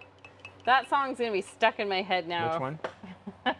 The song Some Guys Have All the Luck by Rod Stewart totally reminds me of my grandfather. The song came out around the time he died, and I have imprinted certain songs from that time into my brain. So for me, it was when I was 7, 1982. Now you all know how old I am. My family did what was essentially our last family road trip. It was me and my parents and my sister, and we went up to Whistler. Hold on. Hold that thought. Kim wants to know, do you want top 10 songs from the same artist? So it was top 10 For the albums. Spotify. Oh. For the Spotify thing, I assume. No, I would just say whatever your 10 favorite songs are. Yeah. We'll start a thread We'll create on an ultimate playlist. Yeah. We actually did that in the studio. Yeah. With our artists. Mm-hmm. Yeah, with our employees and created our playlists, and a couple of them we had to like veto. But Like enough Grateful Dead. But anyway, so when I was 7, my siblings are much older than I am, but we did a family road trip to Whistler and Vancouver, BC, and Victoria. And I was 7, my sister was 15, and my parents were never big, like, commandos of the radio. So they let my sister Lee can basically be in control of the radio for this road trip. And it's Oh, not- so she got the aux cord from 1980. yeah, which was basically the radio. But that was the first time, like, as a person where it was like, there was nothing else to do in the car for the road trip than listen to the music. And so 1982 is where I go, okay, that's where I became aware of music and enjoyed music. And so, like, Men at Work Cargo was big, and Steve Miller Band, and Styx, and just a lot of stuff like that. Mr. Roboto. Huh? Mr. Roboto. Domo arigato, Mr. Mr. But I hear all those songs, and I hear them once in a while. And so I had actually sat down and did a playlist of my favorite music of all time. Really? And it's 9.5 hours long. Oh my gosh. And it goes from 1982 through 1996. Wow. Be curious to know what you put on there in 96, considering that's the year we got married. Yeah, but it was very little, like, I didn't even put anything after 96 on there. I have a different playlist for that stuff, but those are the things that just make me feel calm and relaxed, and it's a lot of hair metal stuff. Oh my gosh, how funny. A lot of hair metal ballads. Does this particular one have comments somewhere? Yeah, if you go hover over it and see where it looks like. Oh, okay. Nope, nobody's interacting. On the website. Everybody's just doing the YouTube thing. That's fine. I kind of figured that's YouTube what it is was gonna be. easier, for sure. So the last couple, we got 2 more steps. 2 more steps. We're gonna do a little bit of this, again, ambient Oh my gosh, I love Queen. color. Another one bites dust. Yeah, well, you know what? That was another big one that was in that year. So we're gonna do this light lavender kind of color. Okay, let's do This it. ambient color. Ambient, let's do it. So we're gonna take, let's see. I'm gonna mix right here because this is dry. I'm gonna take a little bit of my blue, a little bit of my magenta. Baker Street is my go-to calm down song. What song is Baker Street? You would know it if you heard it. Huh. I'm not gonna sing it because it's not popping into my head right off the top of my song, I'll put of it my in. head. Go ahead, tell us Yeah. how to mix your color. While So I this look color is up. tricky because you don't want it to be too blue. So it's this real pale kind of lavender. There it is. And it's gonna I'm just using my big brush and I'm just barely using the edge of it, the leading edge. You'll know Baker Street as soon as you hear it. This artist? No, not Foo Fighters. No, Jerry Rafferty. Yeah. Okay. Don't listen to it too loud. We might get blocked. Oh yeah. Oh yeah. Okay, all I had to hear was the first tiny bit of the melody. Yes. Yeah, so it was a road trip. So I was 7, my sister was 15, and it was very much just whatever was popular on pop charts at the time. And it was just like the last real trip we did as a family. So. Gordon Lightfoot. Gordon Lightfoot. Oh my gosh, there's an inside joke to that with Dan and I. The Foo Fighters version is good though. Is it it's the same song then, I assume? Yeah. Okay, so tell us your thing, Paul. No, that's it. But Did you see that video I sent you with the Foo Fighters pulling Michael Bublé out of the audience Yes. and playing his song? And oh wait, no, I didn't. They do the same thing with Rick Astley. Greta likes to call him Michael Bubble. Michael Bubble. I love the Foo Fighters. I mean, I'm not like a huge fan of their music, but I love Dave Grohl. Some of their music is really good. Yeah, so I'm just very lightly just kind of sliding some of this color in here. It can go out into your water a bit, into your brighter areas a bit, just to create some little ripple. I just think Dave Grohl is an amazing human being. So tell us, yes, I agree with you wholeheartedly. I don't want to take away from that, but tell us this playlist. Where are we going to share it for people to have access to? Oh, so I can put it on our website. So I'll create Okay. a Spotify playlist, and then I will. There's a way for me to share it on our website, and then and I can actually have it so it's like basically like a play button in the header. So if you're on our site, you can just click play, and let's do that. Yeah, we can give it a name. Go Box Beats. I don't know what we would call it. Something funny. Come on, Daniel. You're good at that. Come up with a name for it. And we will create that. We might end up with some good stuff. I know a lot of us have eclectic tastes. And You know, I like to think I do, but then I realize it's all just top 40 stuff my entire life. Like, it really is. it is funny, like you guys were talking about how songs trigger memories. Like, okay, so when I was pretty young, we had a car that, we had 2 cars that had 8-track players. Hold on real quick. I am done with mine. Okay. If you wanted to, just real quick, take a little bit of, like, there's some wonderful blue up here. And if you wanted to take a little bit of cyan and white and like your number 8 and just kind of, oh yeah, that's got to happen. What? Just The blue down there? Just kind of lightly touch some of this in here. It's such a wonderful color. Vingo rocks. Go rock. Go rock. Yeah, we need, that's actually good, Daniel. Vingo rocks, but we're trying to get away from the Vingo name, aren't we? Kind of? Yeah. Yeah. So we'll, but the G-O-G-H. Gogh. It's pronounced Gogh. The Go Box Rock.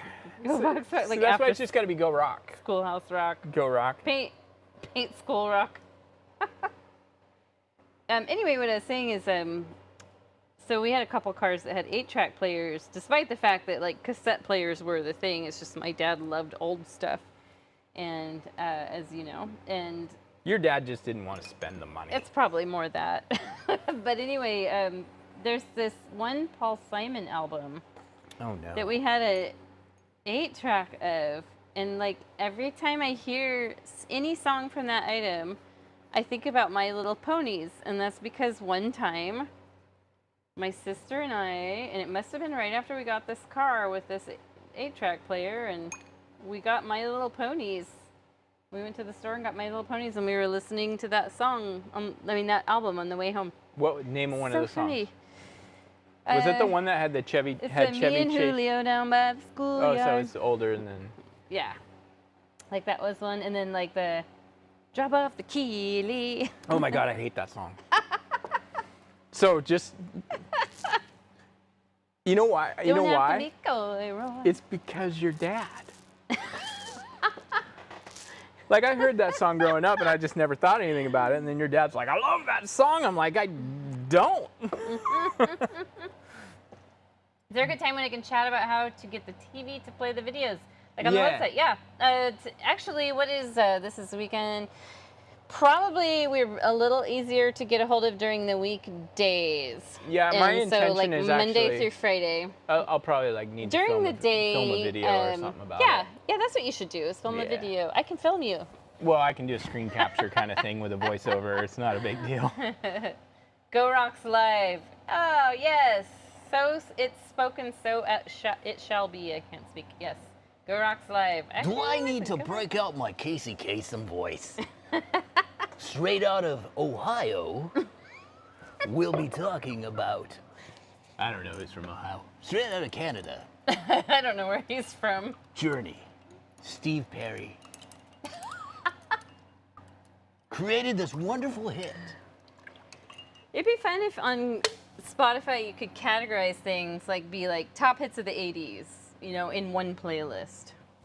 Is that my American Pie? So Daniel hates the song American Pie.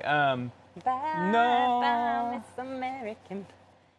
Yeah, I'm not a huge fan of that song either. You know, what song? So, you know, I'm kind of interested. Like, I'm not like other guys. The Ohio Players. The Ohio Players. Daniel says he sent you a picture of the palette so you can see what you think. Oh, okay. I'll look at it. I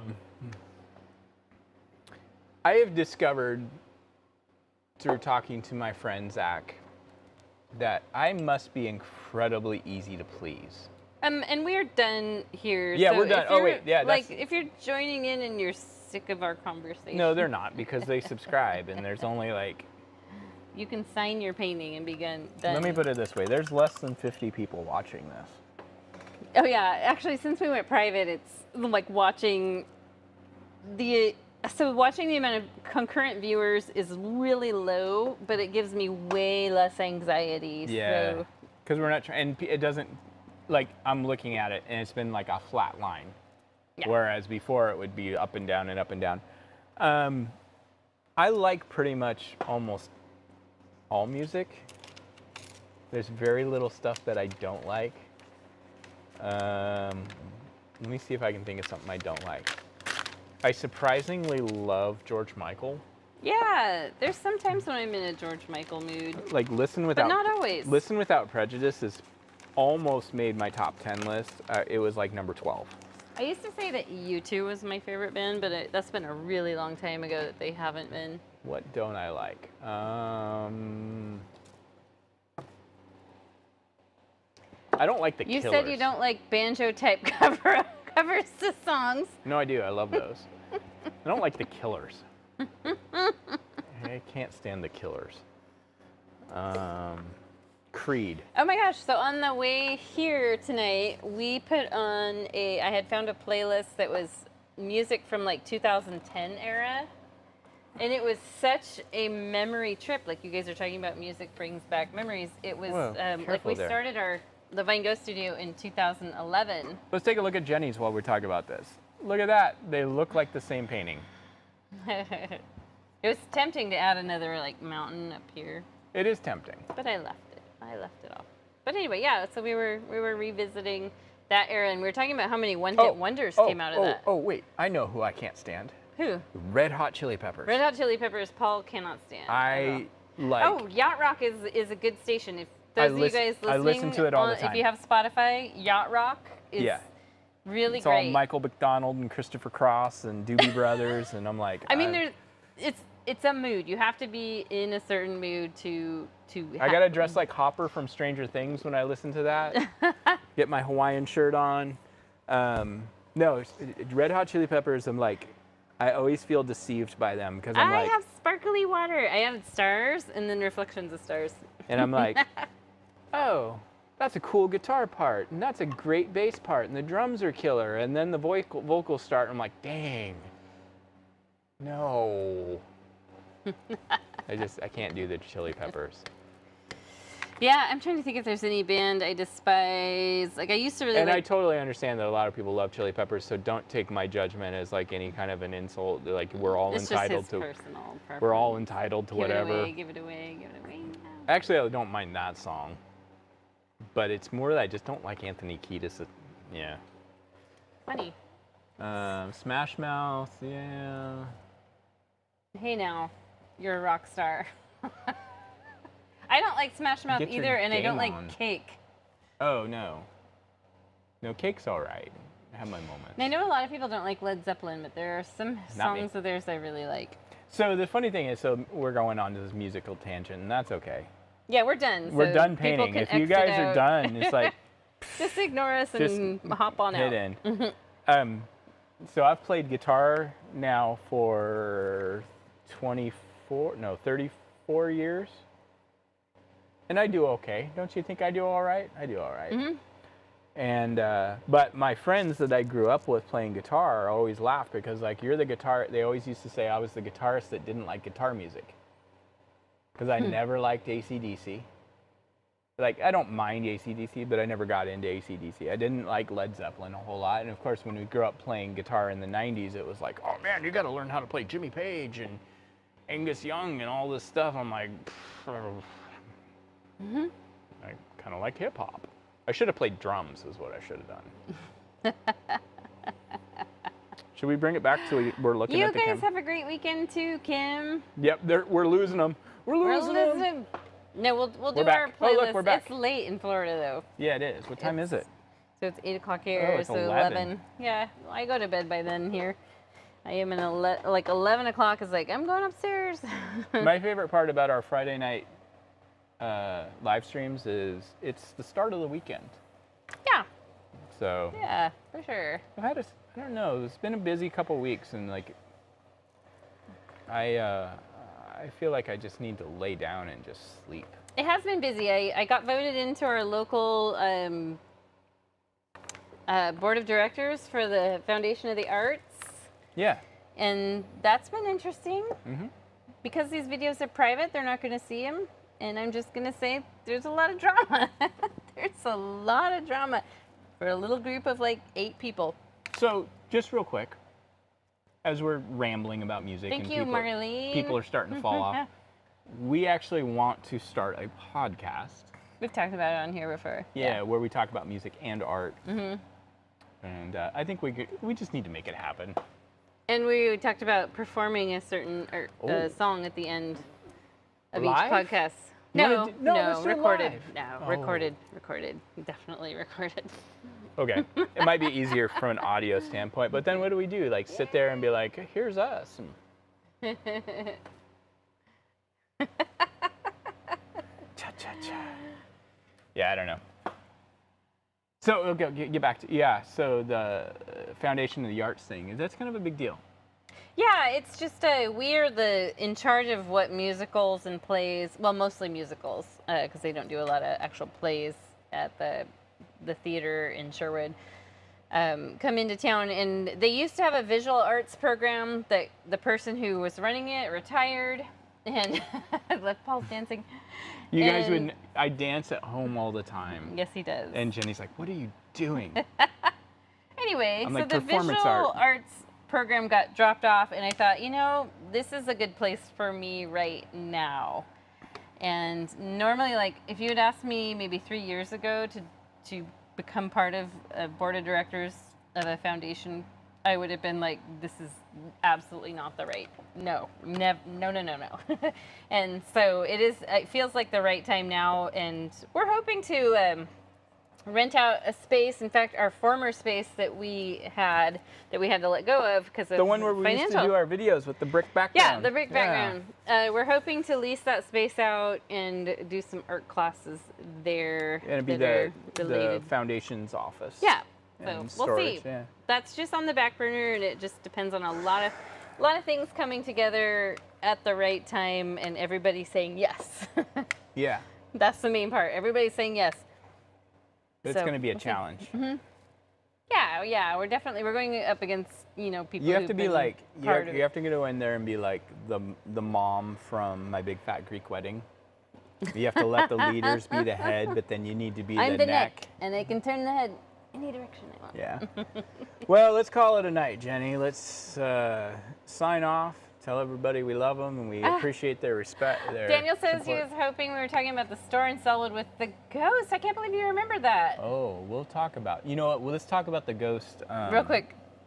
No, I was going to say the Halloween? Halloween. Yeah. Yeah, we had a studio with a ghost. And We did. Let's remember that. Remind us to talk about it for because October. it wasn't just like it was pretty legit.